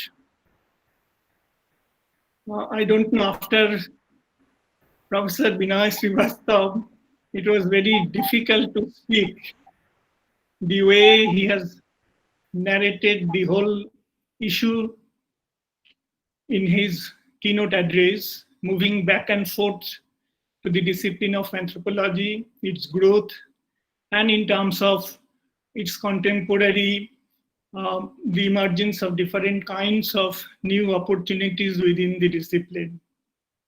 Secondly, let me also confess at the very beginning itself that for last almost more than 5 years, I was involved with one of the national museum of our country, which most of you must be aware of. That museum is called Indira Gandhi Rashtriya Manav Sangrahalaya, perhaps one of the finest ethnographic museum in Asia.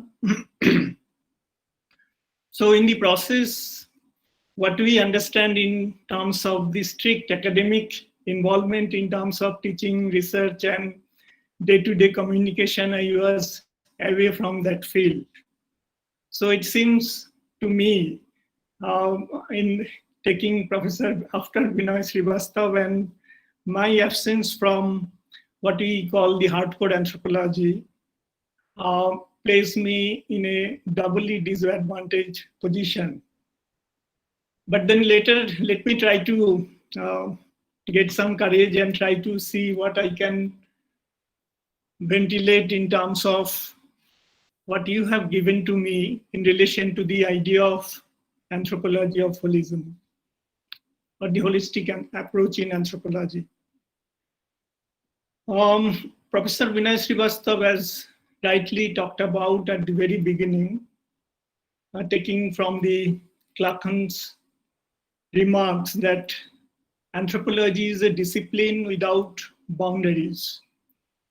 To my understanding, that's really a kind of an strong point in terms of our disciplinary journey, but at the same time, sometimes this identity of anthropology also creates certain kinds of confusion. And if you look at the different universities, look at the different school boards where anthropology is located across the country and beyond, you will find somewhere it is part of social science, somewhere it is part of the School of Environment, Humanities, and many other ways.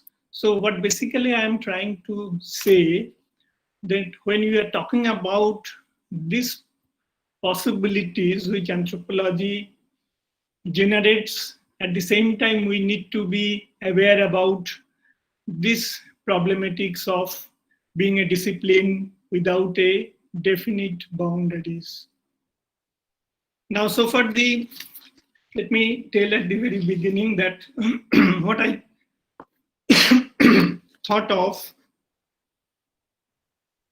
that I'll try to deal with some of my basic readings, my experience of being a student of anthropology as a researcher, grown largely being a student of Calcutta University and staying in this part of India's Northeast for about 25 years.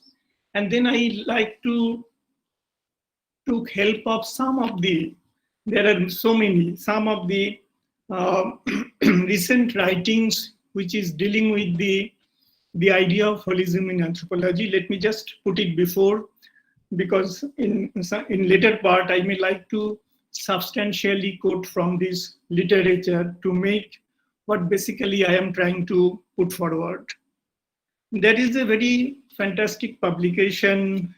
This was by Niels and Otto, edited book.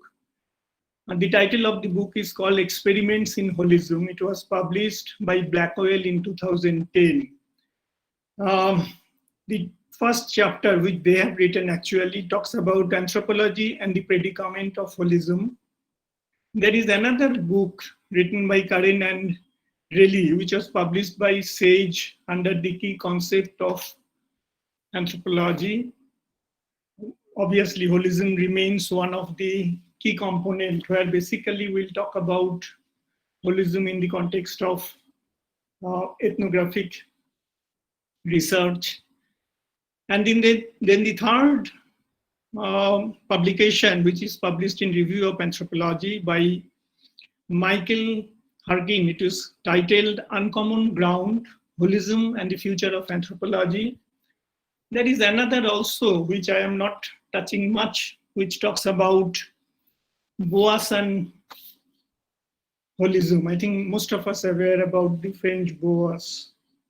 This was published in Philosophy of Social Science in 2006, along with the very well read and discussed book by Michael and Fisher, Marcus and Fisher, called Anthropology as a Cultural Critic. Now, to my understanding, the whole idea of holism can be perceived in multiple ways. In fact, we can perhaps think of there are multiple streams of holism which remains with the history and growth of the discipline called anthropology.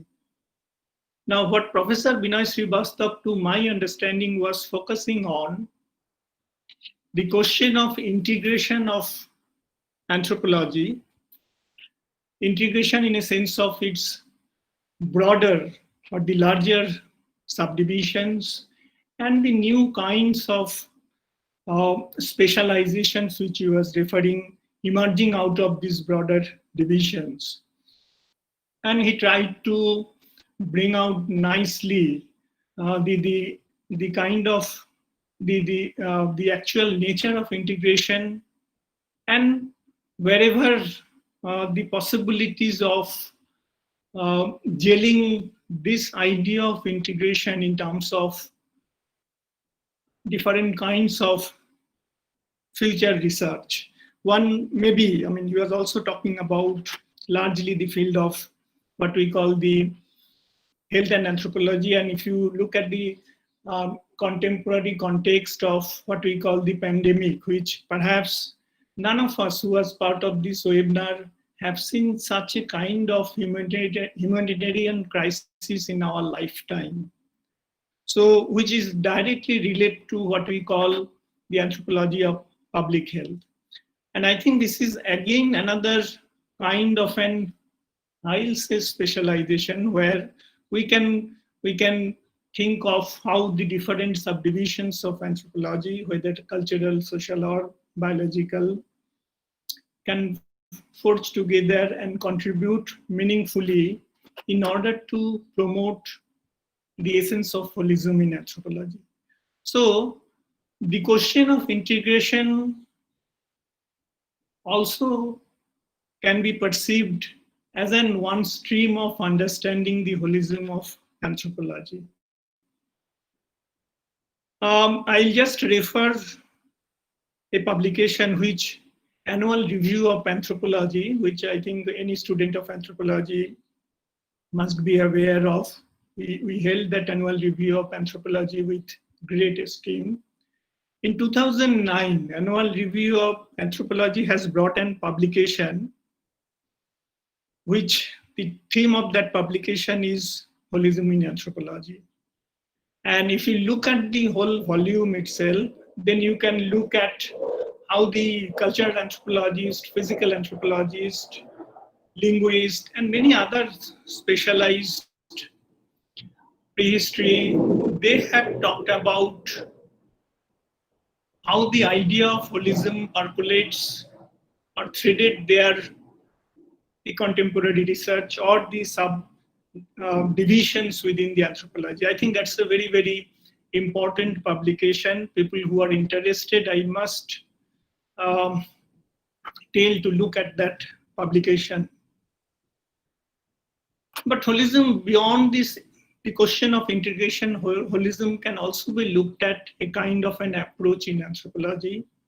It can also be perceived in terms of the methodology in anthropology, and finally, holism can also be traced or constitute, I'll say, the essence of what we call the ethnographic enterprise of anthropology. So the question of methodology and ethnography can be linked up here for understanding of the holism in anthropology. Now, I was looking at certain literature in the process while taking some kind of an reading on this issue. And thanks to Anamika for channelizing my reading to this direction. And I am seeing some of the contemporary writers, I'll say, some of them have argued even that the whole idea of holism, which we talk about in the context of anthropology's historical growth, some of them has talked about that it is basically a kind of an rhetoric within the anthropology. Rather, some are also arguing that anthropology, the contemporary anthropology, can also look at the integration of other relevant subdisciplines or other relevant disciplines linking with its broader divisions in the domain of knowledge, in the domain of its approaches also. For example, if cultural anthropology try to build up kind of an integrated approach in relation to the cultural studies and the similar kind of other fields which we can think of in social science and beyond, that may also give more meaning to holism. This some of the people who have argued on this direction also. Now, what I am basically trying to project that when we are talking about these ideas, we must also look at the kind of criticism, the kind of debates which are also relevant in terms of understanding the contemporary growth in the discipline. Now, as a student of anthropology, I remember in the graduation, which was percolated down to our postgraduate level, most of our teachers at the initial phases always try to put forward these two important things, that the notion of culture actually constitute the core of the soul of anthropology, I will say, whether it's biological anthropology, cultural anthropology, or prehistoric anthropology, paleoanthropology, you think about linguistic anthropology also. In spite of their expansion, in spite of their different areas of work, perhaps all the subdisciplines, specializations are threaded with a single concept, that is the notion of culture. Similarly, there was another which constituted the identity of our or the boundary identity markers of the discipline of anthropology, which we have discussed so far. Professor Binoy Srivastav was time and again focusing on that. That's the idea of holism. Now, this was remained, since our graduation to masters, we have grown up with our basic understanding about the discipline linking with the notion of culture and the idea of holism and the kind of an interlinkage which remains. Now, this is, to my understanding, is very important to begin with. And this also gives us an idea that ultimately the notion of holism is a problematic one. It's a problematic concept. And we will find, as I have given certain references already, that we don't have a kind of an consensus among the anthropologists across the globe.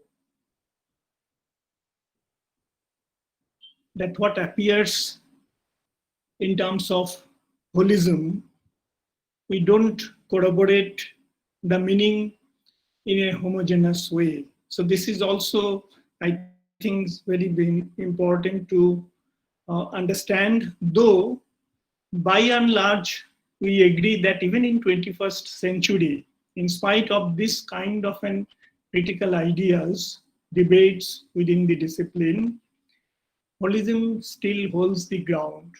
I'll come to that part while I am concluding, why just holism still gives some sense of optimism within this discipline of anthropology in spite of so much of expansion, so much of division or specialization, whatever the way you try to define it. But one point I must say that this disagreement should not be perceived as a crisis point in anthropology, because to my understanding, any discipline has to be self-critical in order to produce what we call the ultimately the knowledge base. In our case, it is the knowledge about the human societies at large. So the generation of knowledge is only possible if you are self-critical. If you corroborate what I am saying, then we can move to a certain extent. But to my understanding, I think all of you will agree, it is the basic disagreement which has led to the further enhancement of our knowledge, irrespective of any discipline, or if you take the knowledge as such. There is a broad generalization, I'm telling broad, understanding that the concept of holism means a phenomena which has meaning, function, and relevance only with the larger context. I'm talking about, obviously, in the context of any society you can think of today. Now, as Professor Vinay Srivastav was referring to the book, Other Culture, John Beatty's book he was talking about, and there are so much of publication in the in this direction. In fact, I think most of us are aware of that there was a point of time when anthropology was perceived as the science of others. And I don't need to explain why it is perceived like that. But it is true historically. If you look at the Indian situation, look at the global dimension of it, anthropology has grown out of the studying of what you call the small scale societies. And there are so much of connotations at that point of time, whether it's primitive or so and so forth, what we call today in Indian context, tribe, Adivashis, the global context, the indigenous people. I am aware about the delineation of conceptual boundaries between these otherwise analogous social formations I'm aware about those problems. When you look at from the perspective of our Indian context, the constitutional location of these communities, and the idea of scheduled tribe, then the question of denotified, and so much of categorization I basically speak of. This has also created so much of problem in terms of understanding, in terms of, even if you know that there are still communities are organizing movements in order to get that so-called ST status within our constitutional frame that has a politico-administrative meaning. I'm aware about this concept of tribe is a political construct. Professor Vinay Srivastav was talked about. I think most of us has read Talat Asad's book, Anthropology as Colonial Encounter. But what we cannot deny is historic growth of anthropology, that there was a point of time when anthropology was largely flourished out of studying one segment of the human societies at large. And then gradual shift has taken place. And today, that's why we call anthropology as a science of mankind. Any society, any social formation under the sun comes under the lens of anthropology, or anthropologists feel they are capable of studying those society. So it is not that one segment of the whole human population we are looking today. We are talking about the human societies as such, which I was talking about. That's why we call anthropology as a science of mankind. And many people believe this shift in anthropology in terms of subject-object location has also a meaning in terms of what we call the idea of holism. Because earlier, we are largely confined to the one segment of society, and today we are looking at the societies at large, right? We are not looking at the tribe A or C or Z as a part of the larger segments only. So this kind of shift in our disciplinary journey and also people have perceived as a kind of an real sense of holism, where you are talking about the human societies at large, not the one segment of these societies. Now, I don't want to go into this history of this shift in the context of our country. I mean, generally the perception remains it was the Redfield civilizational approach around 60s, which has introduced a concept of what we call the great and little tradition. This civilizational approach has given a new dimension in understanding the Indian societies at large. Though I don't much cherish today the idea of great and little tradition. If you look at the contemporary political economy of the nation state, if you look at the political ecology within which societies functions, there people may raise question what is so great about the great tradition and what is so little about the little tradition. In fact, in a reverse way, I will argue that time has come when we should understand that the so-called little tradition within which many of those tribal or that the so-called non-literate societies were kept, they have also contributed tremendously, very meaningfully, substantially for the growth of our, I will say, the modern nation state. So again, this dimension also need to be put in our back of mind. But I must say also, this shift in terms of our subject location in anthropology has an impact in terms of its methodological orientation, in terms of redefining the kind of concepts which we are traditionally trying to depend on for analyzing the societies of different places and different locations. I mean, if you look at the Indian societies at large, this has led to so much of new concept, so much of, you can call it to a certain extent, theories for understanding the human societies in our country. I mean, if you take caste as one of the major construct, then you can think of there are so much of concept developed out of studying this kind of the larger social frame. Now today, there are critique of these concepts also. If you look at the recent writings, you can find there are a critique of the concepts which are grown in the Indian soil. These are also available, right?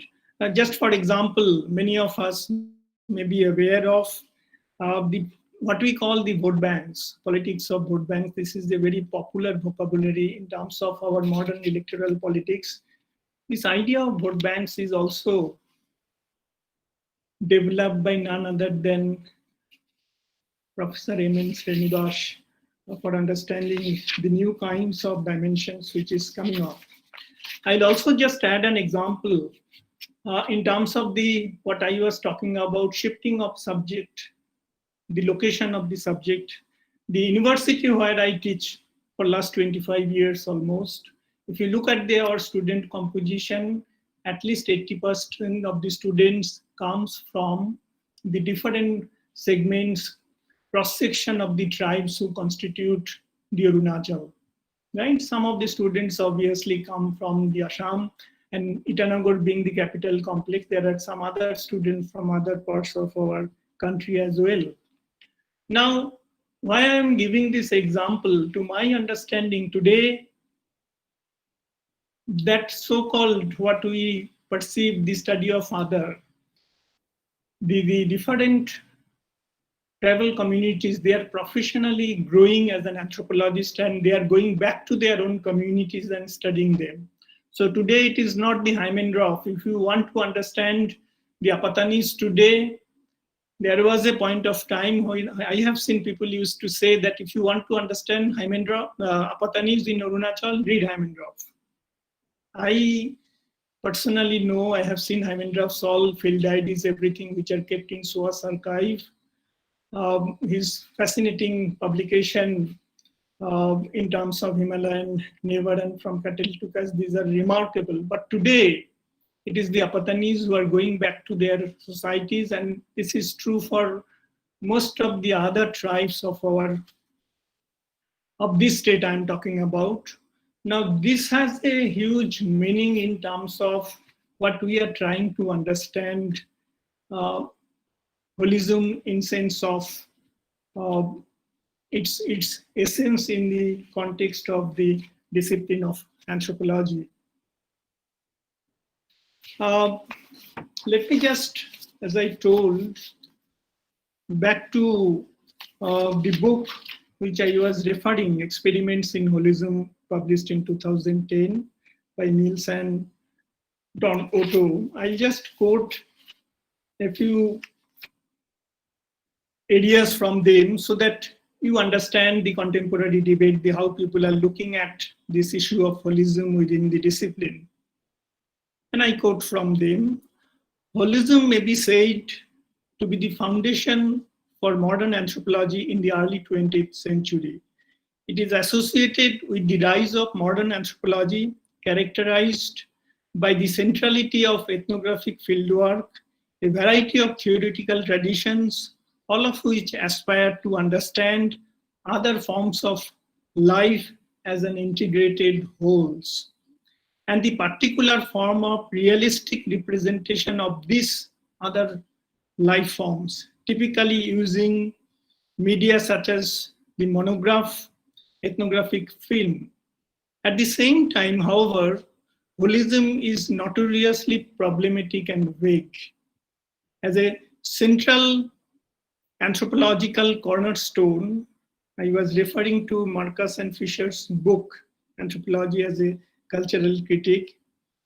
They have written that holism is currently undergone a serious kind of critique and revision, which I was basically trying to focus. I'm also referring from another book, which is called Culture Counts by Eller, which was published in 2009.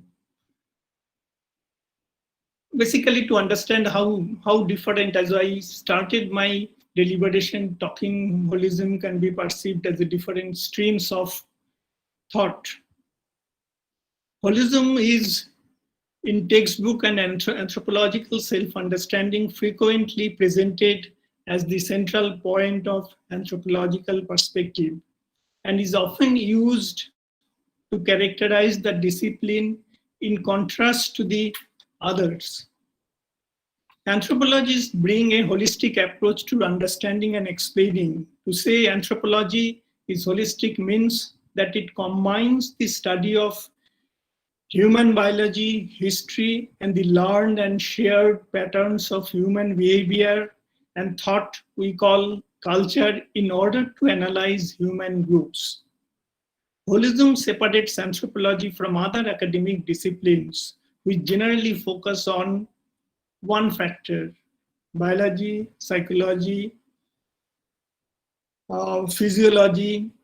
This can be taken as a kind of an example.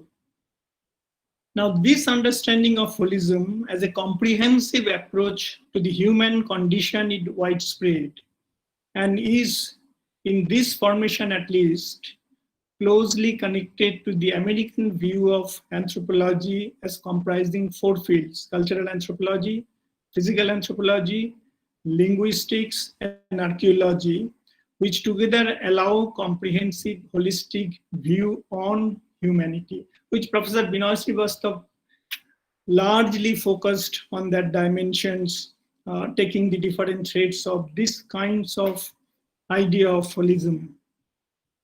Holism has thus become a central to the number of discussion about what anthropology is and in which direction it is going about. I'll back to again Marcus and Fisher again, from their book, The Anthropology as a Cultural Critique, and let me quote that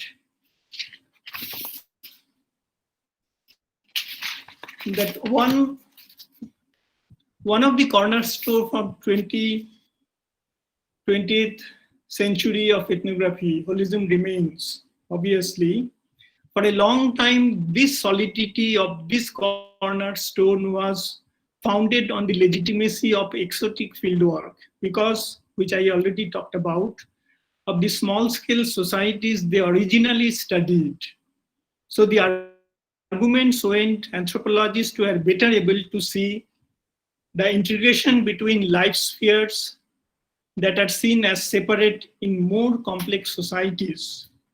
These separate spheres or domains should therefore be seen as a part of the larger whole or the social whole.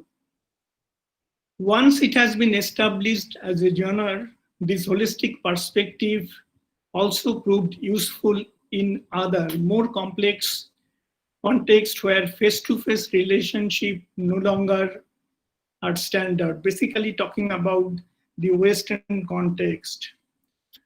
Now, this is an image about anthropology that has now been popularized outside the discipline, in other disciplines and among the wider public.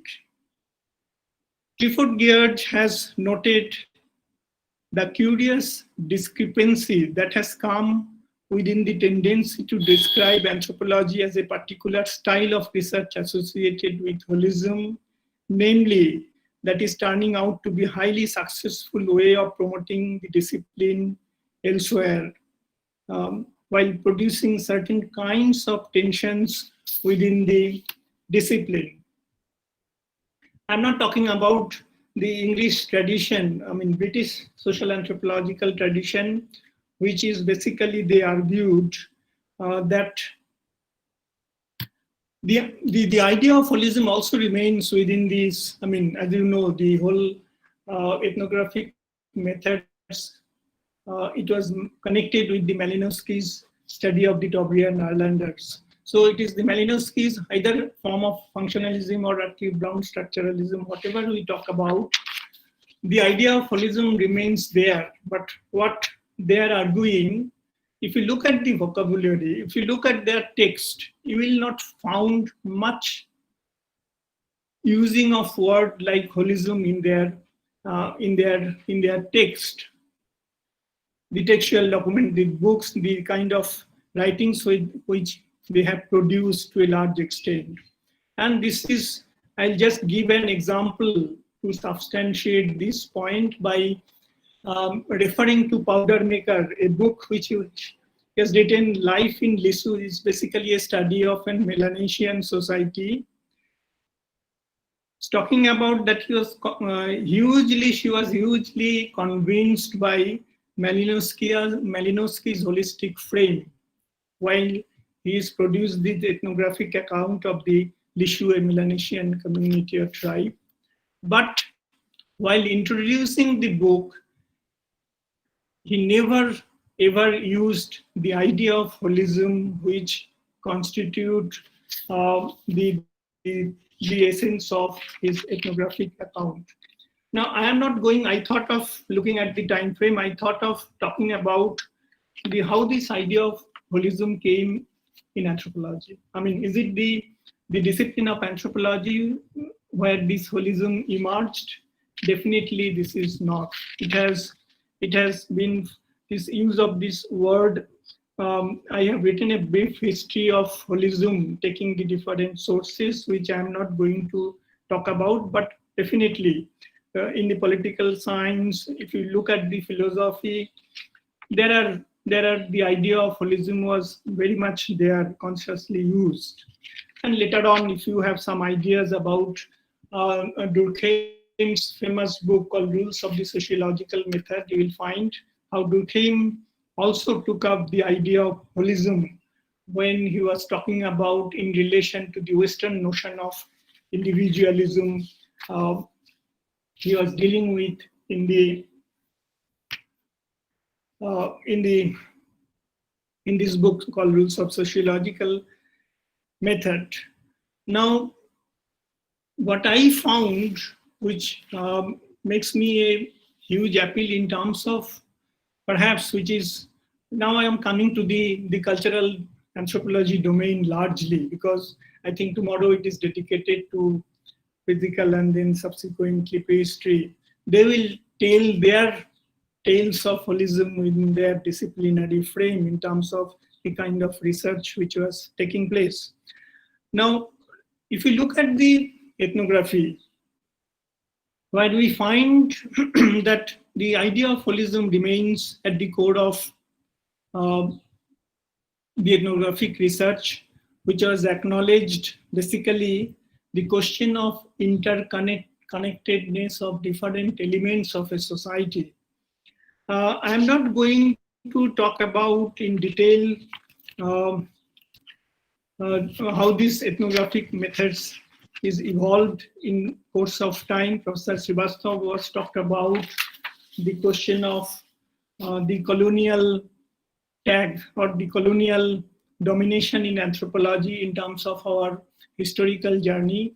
Today, I mean, there is no point of denial of that fact, where anthropologists, many of the ethnographers were engaged to strengthen or to help in different ways the colonial state in order to consolidate their power structure. So the history of ethnographic journey is also linked with that. I think, but we have came out of that kind of an path in anthropology, and there are fascinating research books which came out which talks about the decolonization of anthropological methods, decolonization of what is called the end product as a kind of an ethnographic text, and what Professor Srivastav was talking about. We have started looking at the new vocabularies. You was talking about interlocutor, replacing the idea of informant or key actors, which basically talks about how gradually we are moving towards the question of establishing what is called dialogical anthropology, or establishing a kind of an collaborative ethnography, a kind of an what we many may call the new ethnography, involvement of that so-called insiders in the form of generation of autoethnography also. Now these are part of our contemporary journey itself. I have taken many examples to look forward this journey, which I'm not going through in detail because let me not take Upala Borua's time much. I'll just say which in order to build up the ethnographic ideas, the kind of research, very crude examples which many a time we give in our classroom situation, that when an economist look at the study of an agricultural community, they basically deal with certain kinds of variables which links to the idea of what is called production, consumption, distribution, or even the domain of market. Now, when an anthropologist study an agricultural community or communities at large, we are not confined to this kind of variables only. We are also equally concerned because we believe that agriculture is also having a culture. Agriculture have also its own culture, and that's why we go to the ritual dimension of it. We look at the oral tradition linked with that. We look at the what we call today traditional or indigenous knowledge domain. Look at the question of even the social relationship. When we look at the land relations, look at the question of inheritance of different kinds of agricultural lands.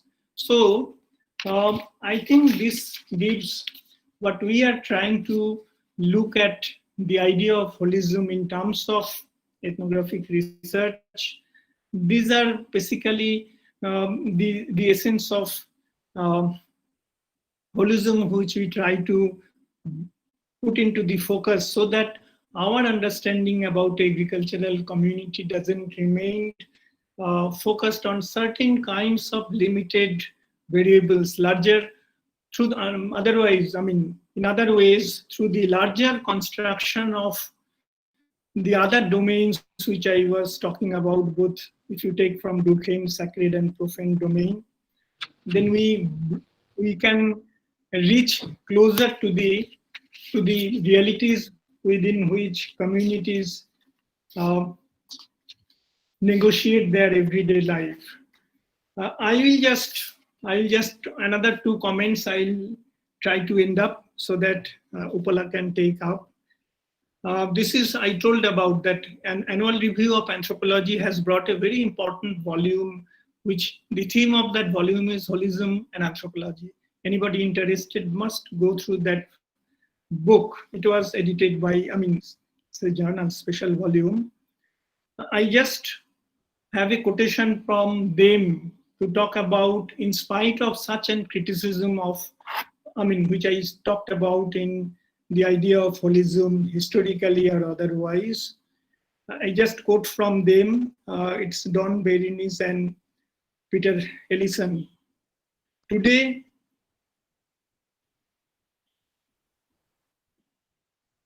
anthropology departments, he was talking about, feel themselves sitting uncomfortably astride the great faculties of modern university, part humanities, part social science, partly life sciences. Some have succumbed to the tension of the situation and divided into separate departments, which I was talking at the very beginning, taking the clue of what Professor Srivastav was talking about in relation to boundaries of our discipline. But they write, the annual review of anthropology remains committed to the spirit of holistic inquiry, engagement and debate that has long animated our discipline of anthropology. I'll end up saying that as I was part of a national museum for almost more than 5 years, I think the essence of running or functioning of an ethnographic museum is also based on the idea of holism. If you look at an object, for example, then an object also has its own biography. Object also converts with the visitors, provided you put that object in a holistic context. How you arrange that object so that he can also, that object can also build up a kind of a dialogue with the audience.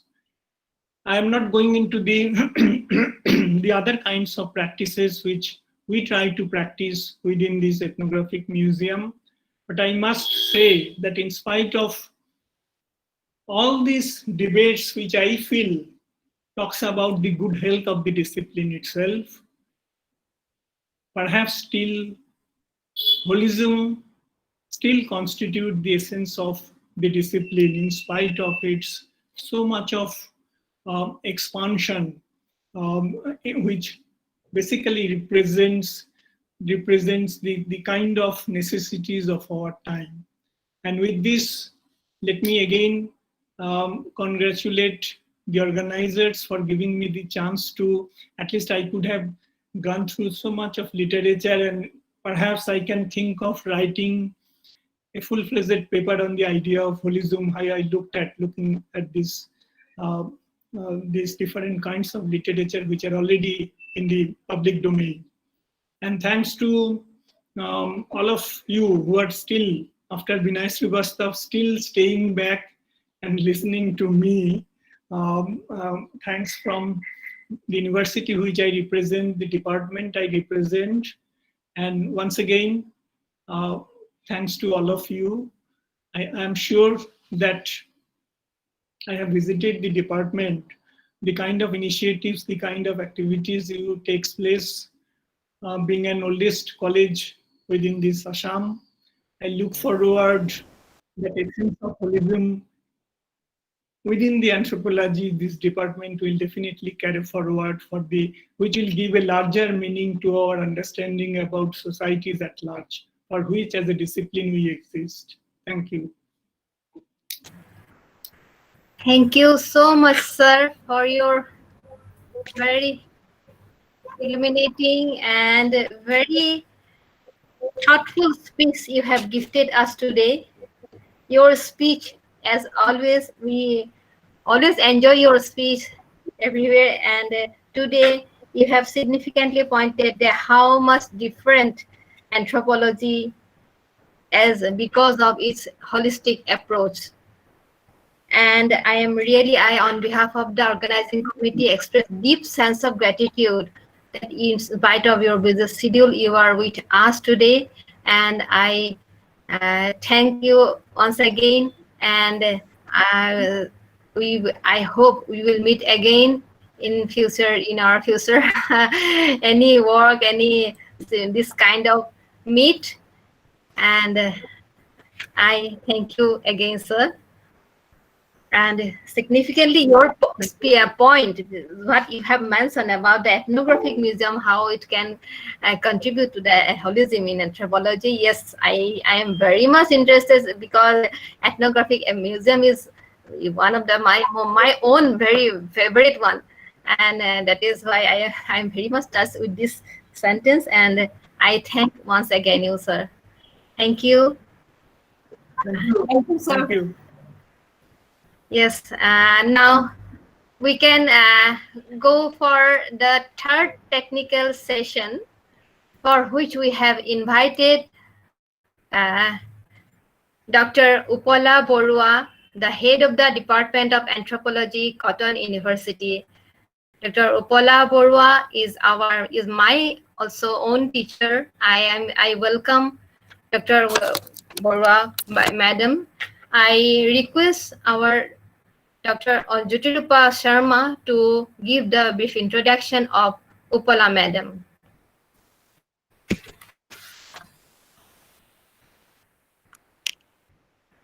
Over to Jyoti Rupa. Thank you, Anamika.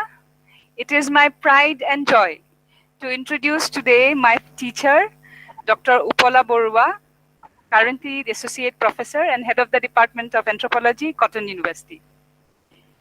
Dr. Upala Borua was a brilliant student who was awarded the B.S. Guha Memorial Award for her result in undergraduate course from Cotton College under Guwahati University in 1980.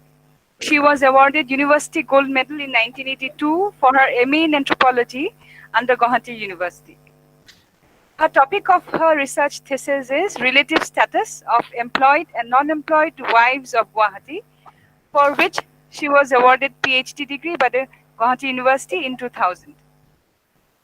Presently, Dr. Borua is the managing trustee of Navakanta Borua Foundation, which was established in the memory of her late father, the reputed scholar and poet Navakanta Borua. Dr. Upala Borua has a wide range of interests, which includes tribal issues, gender, occupational change, religion, rituals, intellectual disability, cultures, exclusions, etc. Her contribution towards research, publication, and academics is immense. Dr. Borua has authored many research papers, articles, text and reference books, and chapters and published in books.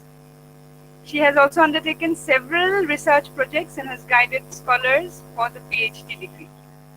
So I take this opportunity to welcome my teacher, Dr. Upala Borua, to this national seminar organized by the Department of Anthropology, Arya Vidyapeth College. And welcome you, ma'am. We are looking forward to your presentation. Thank you, ma'am. Thank you, Jyoti Rupa. And it's indeed my pleasure. And it's a privilege for me to be present here amongst all of you, some of my students, some of my professors, and I have become emotional a little bit. A very good afternoon, namaskar. Honorable Vice Chancellor, Cotton University, Professor Bhavesh Chandra Goswami, sir, the inaugurator of this national webinar. Prince Dr. Pradeep Goswami, Principal, Arya Vidyapeth College, and the entire team of Anthropology, Arya Vidyapeth College. I thank you all, and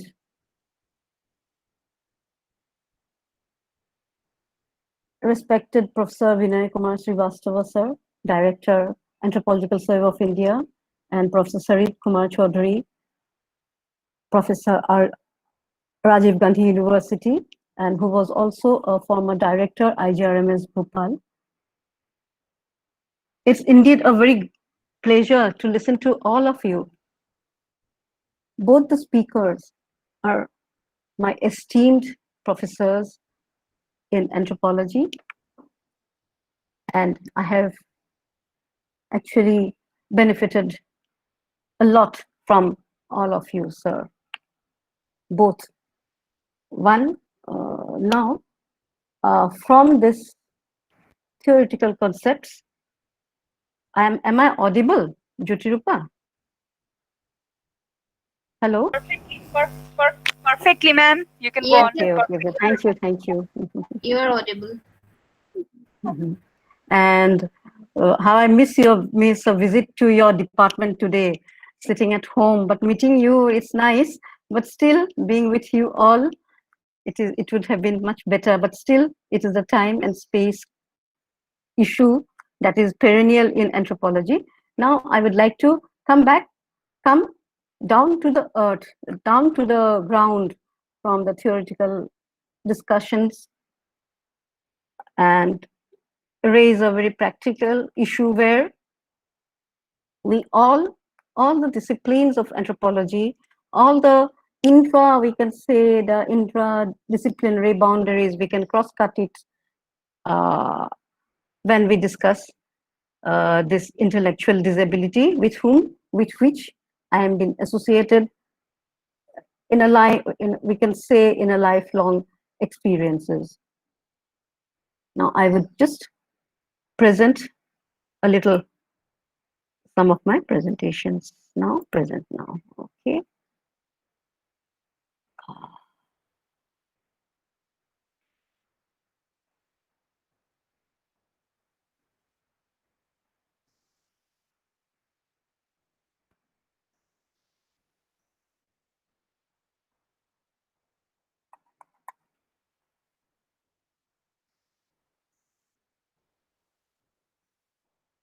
So now I am coming to an issue which cross-cuts the, we can say, as we have discussed earlier, the interdisciplinary boundaries within anthropology, and also touch up other disciplines which are around us in the anthropological departments.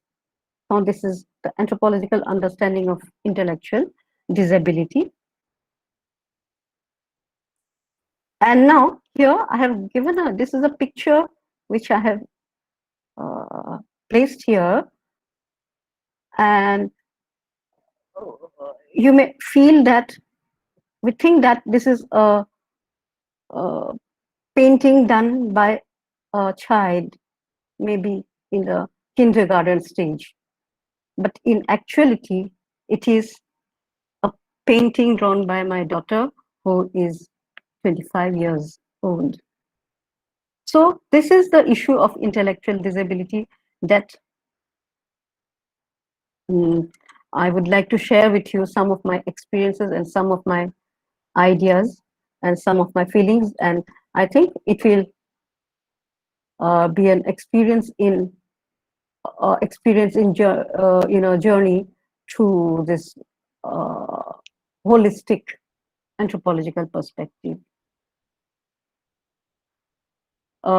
This is in consonance with the, I've already told you the overall theme of this seminar, that is, excuse me, just a minute. What? Hello?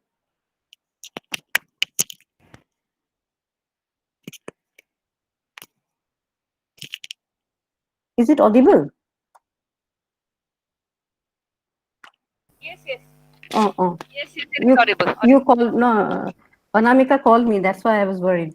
So we will address this issue, and in anthropology, as we have already discussed and discussed by Professor Srivastav sir and also by Professor Sari Chaudhary sir, that it is the central concept, anthropological concept of culture is the unifying force, whether we discuss about biological anthropology or social and cultural anthropology or archaeological anthropology or prehistory. We can go through in time and space, we can move around this concept of culture. And we know that culture is dynamic as well as static as well as dynamic. That means it has both the elements of change and tradition within it. It carries always, and we will come to the issue of this holistic approach a little later, but would like to speak a few little words about what is meant by disability in general and intellectual disability in particular. Why? Because we always use these words in our common parlance, but when we come to an academic discourse, then we will have to define a little bit. So it is nothing much, but still very simple. I will come to that later, that we all know that disability, impairment, these are often used synonymously and interchangeably, as I have written here. So what is an impairment? Most of us are wearing spectacles because it is an absence or loss of a specific psychological or physiological function that can arise from a disease or from an intrinsic pathological state. I am having pressure tablet like that. This is an impairment. But when we come to disability, it is the restriction in the ability to perform a task or activity within the range which is normally expected of someone of the same age or same level of maturity. it is a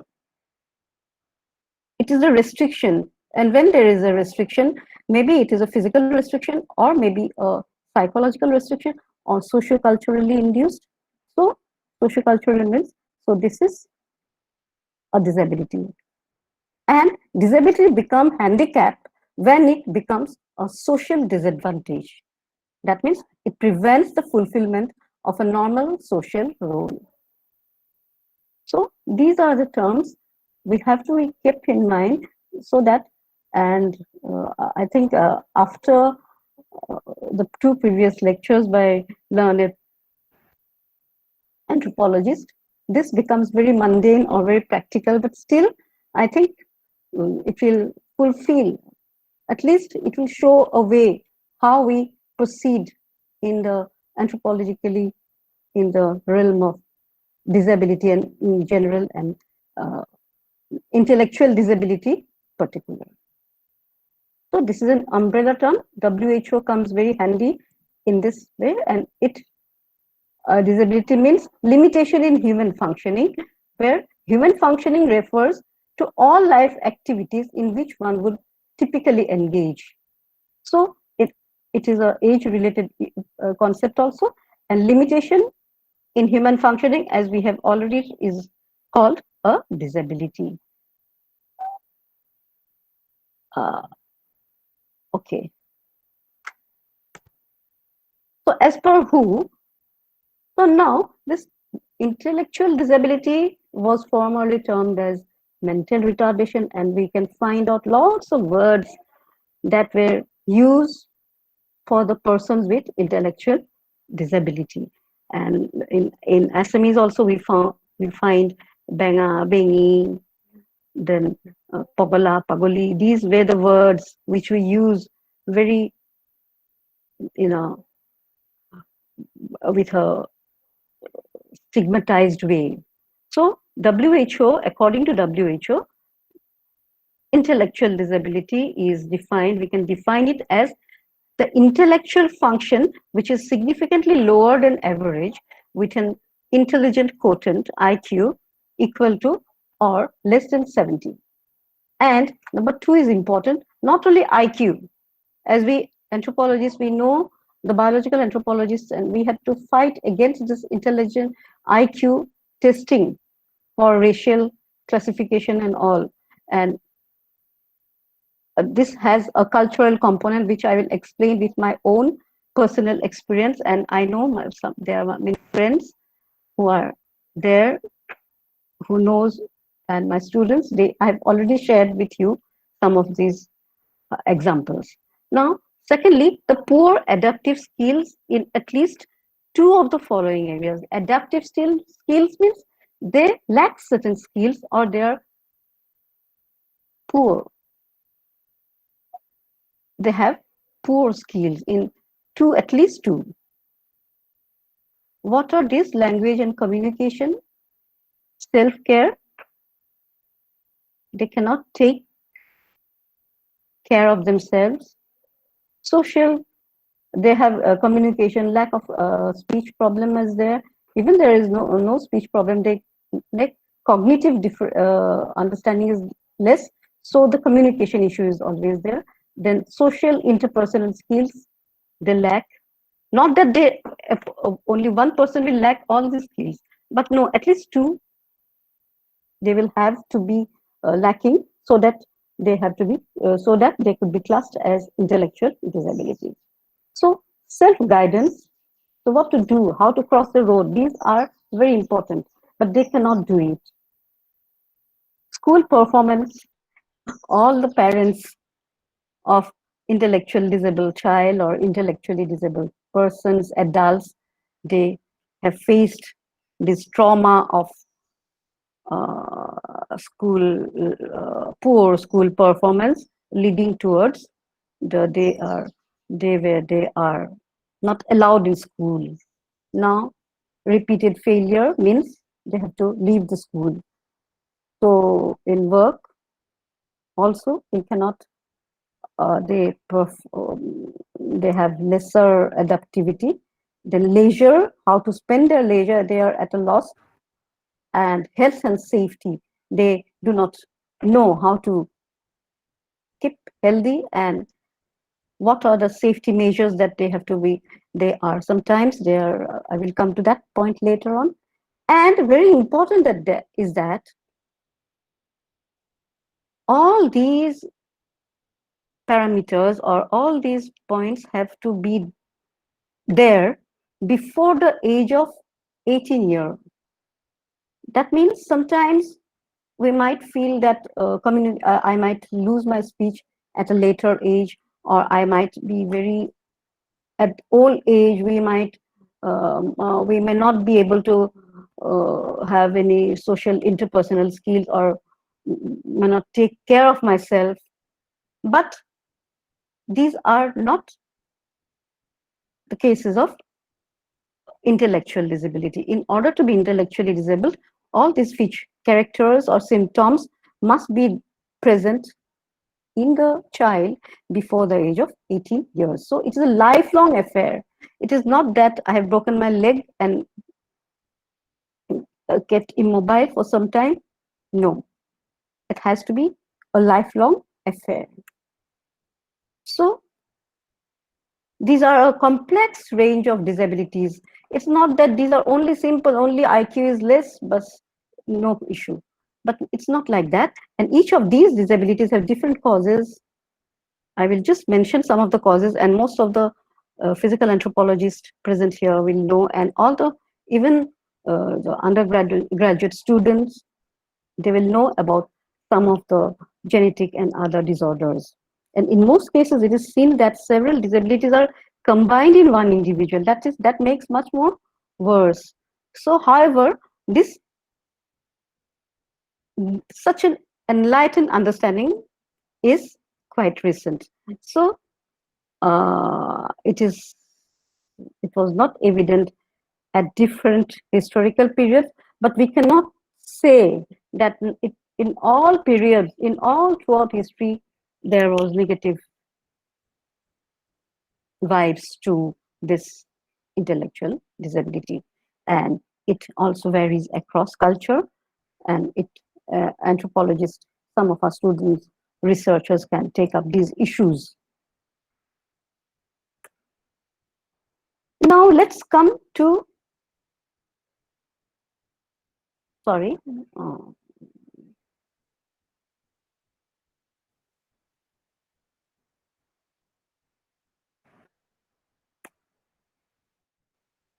now whenever you Google it up, and you'll find that the history of mental retardation in historical periods, we'll get about Romans, about Greeks and Egyptians, but not up to the Neanderthal man. So this is very significant that anthropological gaze or anthropological perspective is so wide. It's true as space and time, that while researching for this paper, I just thought that how could I relate this with the prehistoric past? Then when the scientists found the skeletal remains of a Neanderthal man of around 40 years of age with several spinal and other bone deformities. Actually, it may not be a case of intellectual disability here, but still the disabilities were taken, disabled persons were taken care of even in the prehistoric that is middle Paleolithic period. So they were placed in a carefully dug grave.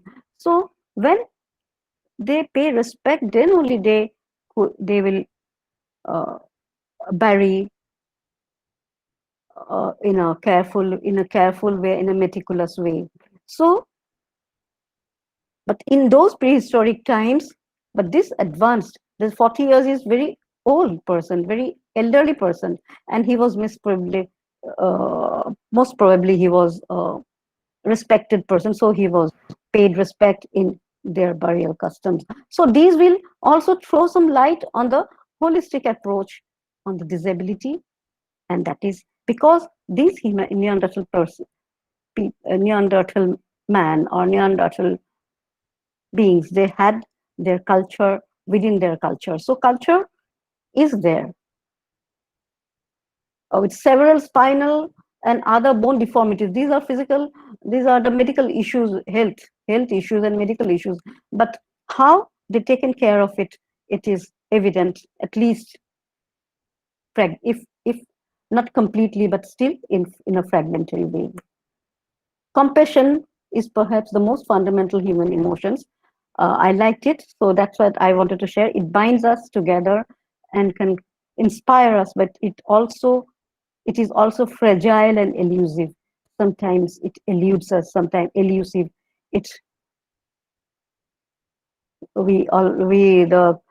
the case of intellectual disabled persons, uh, the case is not so simple and straightforward. So early humans, another thing, may have cared for disabled young. This is a case of, most probably, this is the case of intellectual disability, because the part of the skull shows prematurely fused sutures. The first segment is completely fused, so the second segment is fused but still noticeable. Lambdoid portion of the suture is completely open. So the child who was born with such deformities, birth deformities, was cared for till during her or his during its childhood years. This is maybe, most probably, this is 12-year-old child who suffered from craniosynopsis, the rare congenital condition occurs when two of the flat bones that make up the skull fuse together along with their margins, that is sutures, too early during fetal development, hindering brain growth. The journal reference I have given here, so you can go through that part. So now, as I have told you, this is through the ages actually. This is during the late 19th century and early 20th century. These were the idiots, they were called idiots. Maybe from a rich family, but still they were called idiots. And then it led to the asylum, that is, we should keep all the lunatics or all the intellectually disabled or mentally retarded in an asylum. Because now this is a case of Guwahati. This is a person, this is an elderly person, but with mental, we can say intellectual disability. He is using a computer now. So this is the situation now, but it is not always so rosy. And this is a place actually I lost my laptop a few years ago, so that along with it I have lost many of my photographs. This is a picture snapshot from the Special Olympics, Bharat. These are the special child, and these are the peer groups. Now they are enjoying their lives in the school, of course in a special school. And this is an exhibition. This is one of my own experience that we can say action research, we can do it. And this is a special school, another. Now this situation today, this is the Special Olympics International, you can go through it, and it's a very revealing, it has network all over the globe. But the stigma and exclusion still continue. Stories of abuse we find in the newspapers or TV news channels, the abuse, the physical or sexual abuse of intellectually disabled persons.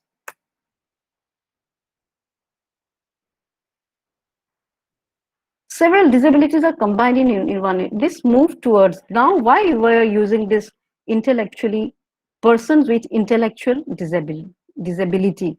This is the person first language. This is we should the disability is not the person. We cannot define the person with the disability. They have some abilities. By the word ability, there was a shop opened by a special school. Hello. I know, Madam, your sound is not coming properly. Sound, Ahana. Your voice is just. We can hear her clearly. এতিয়া শুনিছা? No, it is clear. It is audible. Very, very Audible. মই এইটো খলাই লওঁ নেকি? Can I change this? No. But after a few months, it had to be closed down because of the response of the community towards this shop was not so positive. So it is. I will come to that point later on. That is the biological. That one is the medical model. The other is the social model of disability, or you can say medicine. But here it is the social model of disability. We have shifted from there. I will explain. Now these are the stigma, as I have referred to earlier. Prejudice. There are there within the culture. And of course, we must. These are, we can say, the conservative element in the culture. But I have already referred to in my previous slides about the positive sides of the coin. That is, this is the mental retardation, less than human, burden upon society, menace to the society, sick. They are sick. Bemar okukia boli koy in Assamese. So mentally ill, objects of pity, eternal children, and holy innocence throughout the long course of Western history. But in Assamese, or in our little traditions, we will have to find out the stories of these, the fate of these intellectually disabled persons. Now I will come to one interesting, significant event, or we can say in the life of Pearl S. Buck. We all know her, and while one of my scholars I was supervising on this issue, but not from anthropology. She is not from anthropology, but from English literature. That's why I have gone through all the English literature also. Then I found that this Pearl Buck had a child named disabled, like intellectually disabled daughter, Carol, by a previous marriage in China when she was living in China. So she had a Carol. She will be a centurion next year. In 1921, she was born, or 90, or this year, it's yes, and with PKU, that is phenylketonuria. It is the inability. But what is interesting or significant is that she kept her existence. In this book, The Child Who Never Grew, a memoir, she kept hidden the fact that she had a daughter. Then she both first husband and they had adopted another daughter, Janice. But when Pearl came to America, the United States, and she was kept at a home and managed by a little. It was a special school type thing, and she kept her, Carol, and others. And as you know, probably, that besides being a writer, novelist, and she had adopted quite a large number of children of mixed marriages, and she kept them. Hello? Una paisa? Hear me?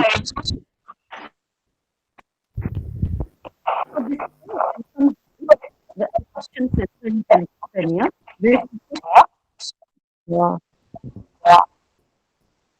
Carol, Someone, also. Ibrahim Khalil, please stop presenting. So it was Janice who looked after Carol. And in this edition of the Child Who Never Grew, it was a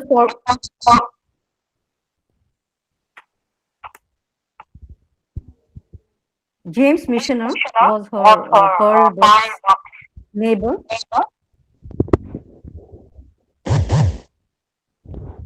Pearl Buck's neighbor. So he also wrote an introduction in this edition. Now let us come back. So even Pearl Buck had to bear the trauma of not knowing that she had intellectually disabled child that she had kept hidden from the public life very strictly, very carefully. But so I have told about Janice. Janice was looking after Carol when Mrs. Buck died in 1973. Now let us come to all different governments have different governments have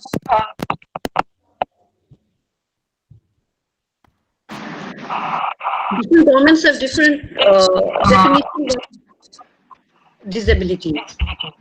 So in the Government of India's concept is revealed in the data. So but Government of India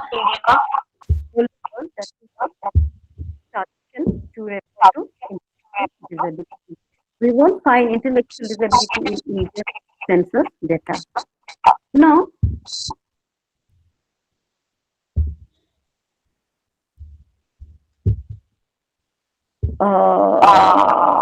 the Disability Act of 1995, and according to this document or this act, disability include the blindness, low vision, leprosy, hearing impairment, locomotor disability, and mental retardation and mental illness.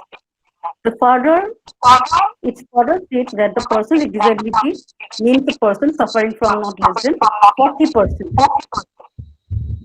Then there is the National Trust Act, which says that who will be the guardian after the death of the natural parents. Now, what are the different? There are different types of disability in 1901 and 2001 and 2011.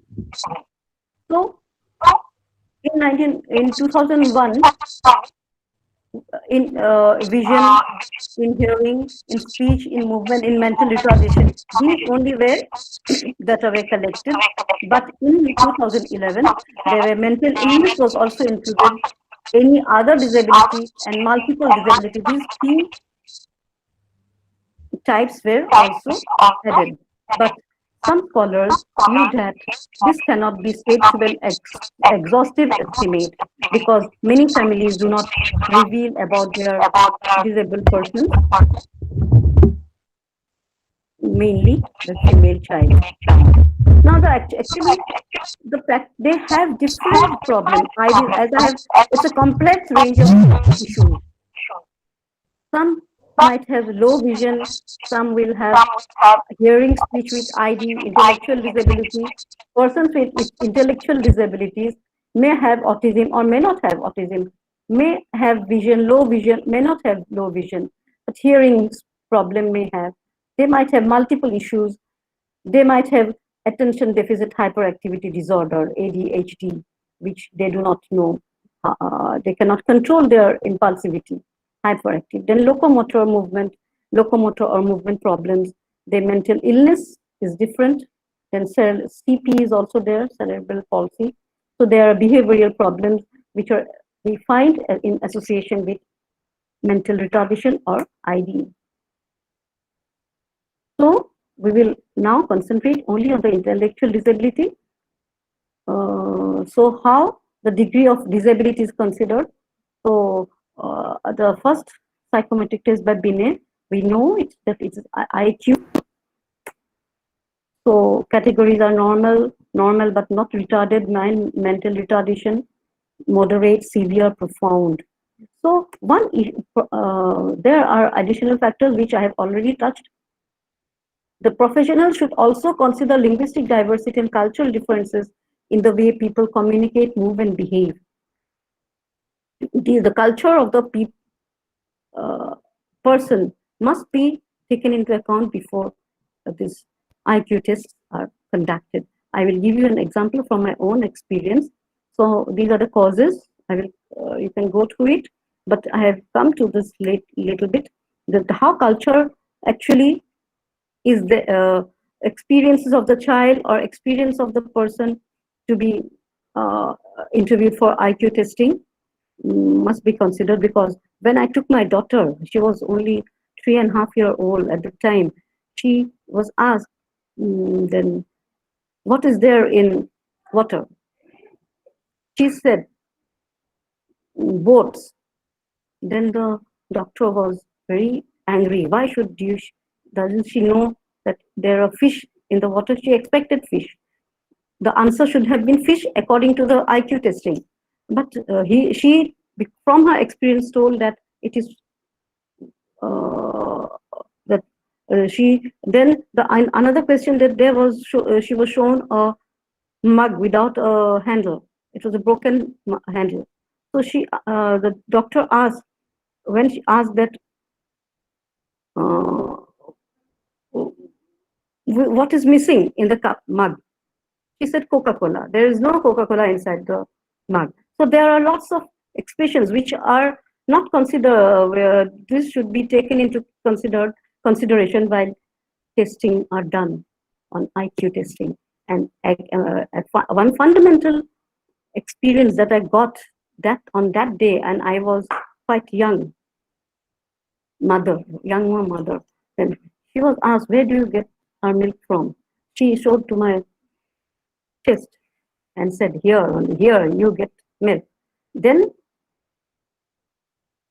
the doctor was very, very angry. That why should she answer like that? But from her own experience, she has seen that her young sister was breastfeeding at that moment, during those periods. So she knew that being mammals, we forget that even the doctor forget that we are mammals. So these are the things that come to mind into our while this IQ during this IQ testing. So now these are the conditions. I think you know it. Most of you are but still these are some of the genetic conditions. Then there are some problems. These are the probable causes of intellectual disabilities. These come under, most probably, some are biological anthropology, but some falls under the anthropology of health and nourishment, or growth studies maybe. So I will come to that. Malnutrition, nutrition. So social and cultural both come together. But even though these factors may be genetic conditions or biological conditions, but the effect, the child's life or child's relation in the society in which he or she will be born is mostly determined by the culture and the society. No problem at birth, childbirth. After birth also there might be some cough, measles, and encephalitis, meningitis, or extreme malnutrition.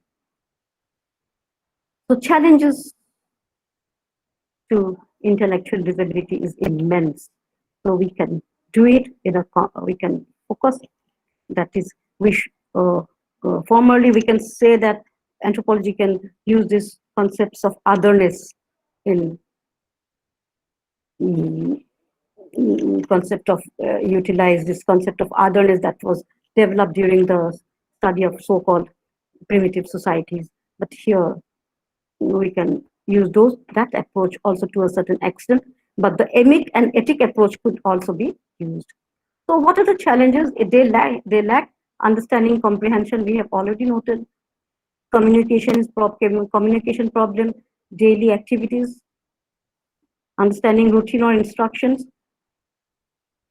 Extreme difficulty. They cannot count. They do not know how to count money. They don't know how to watch, how to tell the time, solving problems, so remembering things. The problems are the challenges.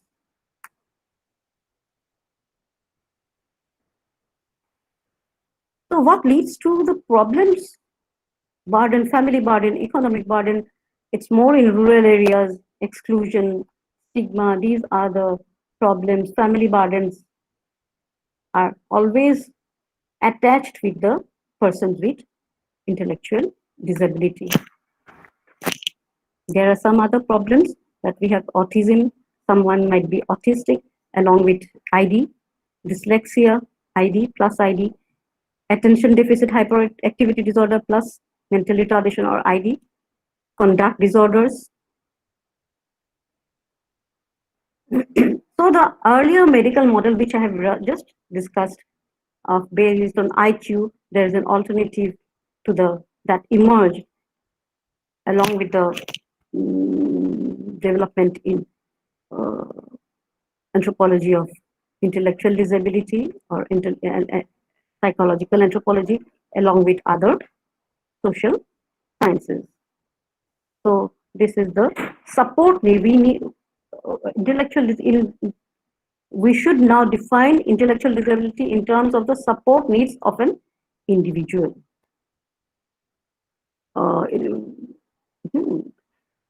And the disability will increase or decrease by the external factors. So it does not view intellectual disability as an unchangeable characteristic of the individual. While the medical model made it fixed, that it cannot be changed. But we can modify the environment so as to suit this is the medical model, this is the environment support, and this is the support, and this is the capacity of the individual. This is the social model, and anthropologists have contributed towards this growth of social model along with some other social sciences. So this is a diagram. Badly designed buildings are not for the locomotor, persons with locomotor difficult problems. Then no parking spaces, prejudiced attitudes. These are also, we can say, factors or forces that could be adjusted so that the intellectual disabled person can have access or can be socially much more active. Now this culture is in the study of the problems of culture is central. Here I have just tried, I am very bad at drawing or painting. But now I have just, because of this webinar and I tried to show that this is the intellectual disability, and these are the social, this is where the social anthropology comes in, and they are all interrelated. Then what are the issues of the family, kinship, problems of peers, social network is very important in social model of disability, role, status. Now they're in cultural anthropology, culture and personality school comes in, and cultures and personhood, exclusion problems. When psychological anthropology comes here, problems of liminality, stigma concepts, this could also be very meaningfully applied in the intellectual disability and holistic perspective.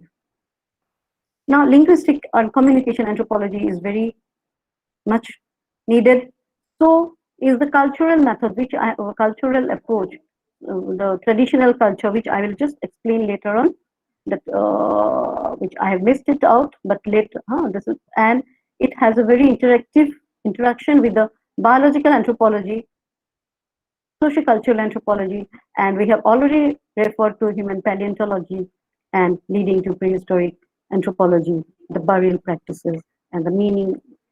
And now I should have drawn it nicely, but I couldn't. Just so that I could share the applied and action anthropology. Applied anthropology one part, and we can take up some action anthropological research in intellectual disability.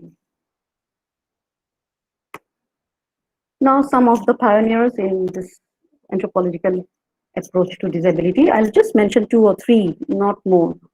And Ruth Benedict, who published a seminal study of the cross-cultural concept of epilepsy, because most of the persons with disability have epileptic fits. So now she was one of the pioneers. Next, her student Margaret Mead, she had made numerous presentations, and she had included people with disabilities within the realm of normal Americans in the study of American national character. That is very important. So it was the first significant proposition that people with disabilities need to be included, that inclusion and included in anthropological inquiry to fully understand human nature. Otherwise, we will not understand human nature completely. Now, one of the leading anthropologists, one of the first, we can say, Robert Edgerton, who was first to explore the mental retardation from an anthropological perspective. We can go through it later on.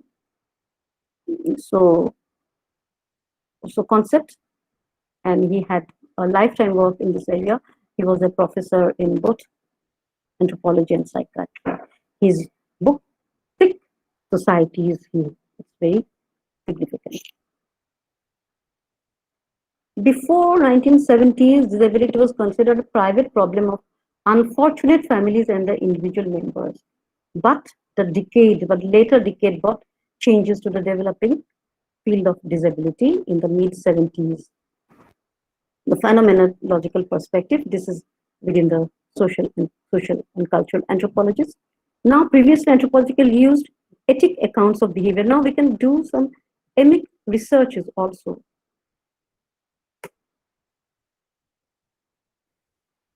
Studies on intellectual disability is yet to take shape in India and Northeast India.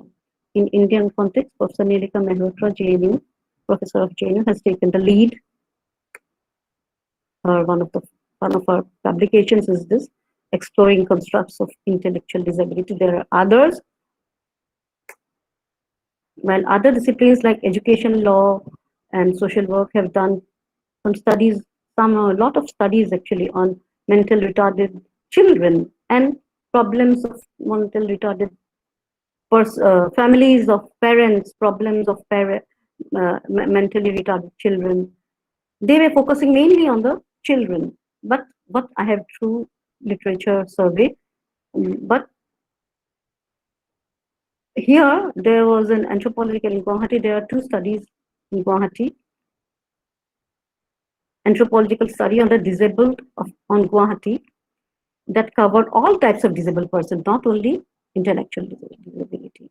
Savita Devi had focused on the problems of the adult intellectually disabled persons and their issues of empowerment in Guwahati. Because in Guwahati there are sources of hope for empowerment. There are certain schools, special schools where they can go, because the inclusive schooling is not there beyond Sarva Shiksha Abhijan. And Sarva Shiksha Abhijan only caters to the children up to the age of 14, maximum 16. So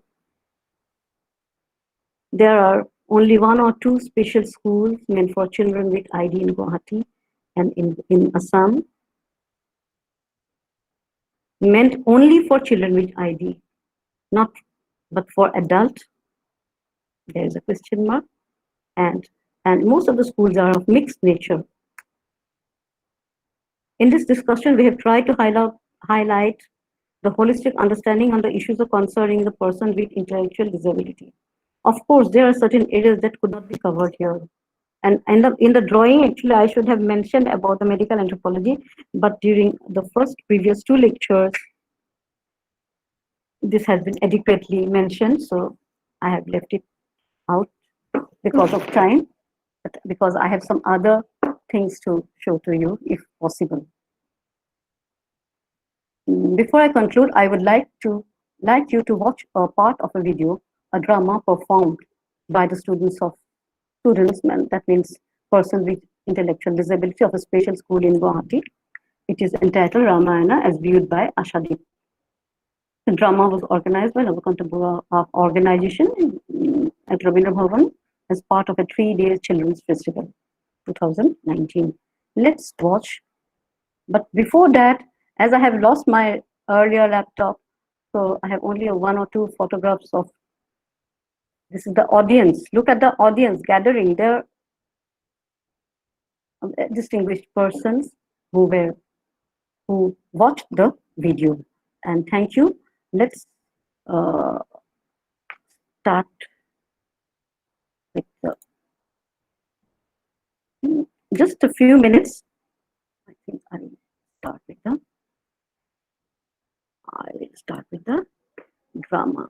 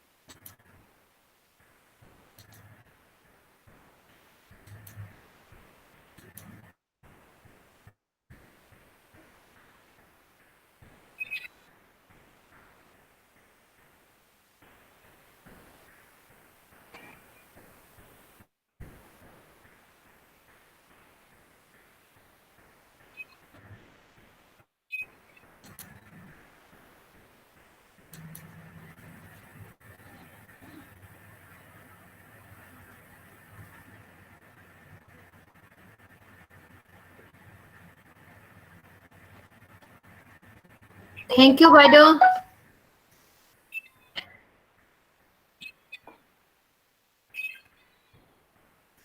I request Dr. Jyotirupa Sharma to offer the vote of thanks. Thank you, Anamika. I have no words to express my deep sense of gratitude to Dr. Upala Barua ma'am for the wonderful session that she had today. She spoke on a relatively new subject in anthropology, intellectual disability, and understanding it through the anthropological perspective. Disability and intellectual disability is a physical disorder, but the manner that she has explained it and related it with the socio-cultural aspects and how human society has had to deal with it right from the Paleolithic period shows the interconnectedness of a physical disability, of a physical disorder, intellectual disorder, which has repercussions in the socio-cultural field, in society, and how the society adjusts with the, and its relation to, as ma'am has said, psychological anthropology, cognitive anthropology. So all these things are interrelated, and ma'am has shown this in a very scholarly manner, but she has also spoken from her experience because she looks at all her personal matters, her personal things. She also looks at it from an anthropological perspective, and so it gives it a very wide and deep meaning. So she has this perspective of both academic and personal experience, which made this session very, very interesting and illuminating. And also she has ended with the beautiful video, and I hope that it has definitely touched the hearts of all the participants here today. So with this, I offer my heartfelt thanks again to my dear Dr. Upala Barua ma'am for this wonderful presentation that she had today. It was both touching and illuminating. Thank you so much, ma'am. We hope to interact with you more in the future, and it was lovely having you with us. So with this, we come to the end of the third lecture today, and today's the first day session is over. Tomorrow we shall meet again sharply at 1:45 for tomorrow's programs. So with this, I end today's program. Thank you. I would like to thank all the resource persons and the keynote speaker and all the participants present today. And especially I thank Srivastav sir and SB Ota. Dr. SB Ota sir is also present till the end of this session. And also Professor Chaudhary sir all present with us till the end of this session. And we are really grateful to all of you. And I know Baido, Upala Baido, I am really greatly thankful to you for your beautiful presentation and very thoughtful new approach you have brought us to us. And thank you so much, Baido, and thank you all the participants. And I hope we will meet tomorrow again at 2 o'clock. And no, 1:45. One is especially 1:45. 1:45. Entry time is the 1:45. The session will be started rightly from 2 o'clock. So thank you once again. We will meet tomorrow again. We have wind up here for today. Thank you.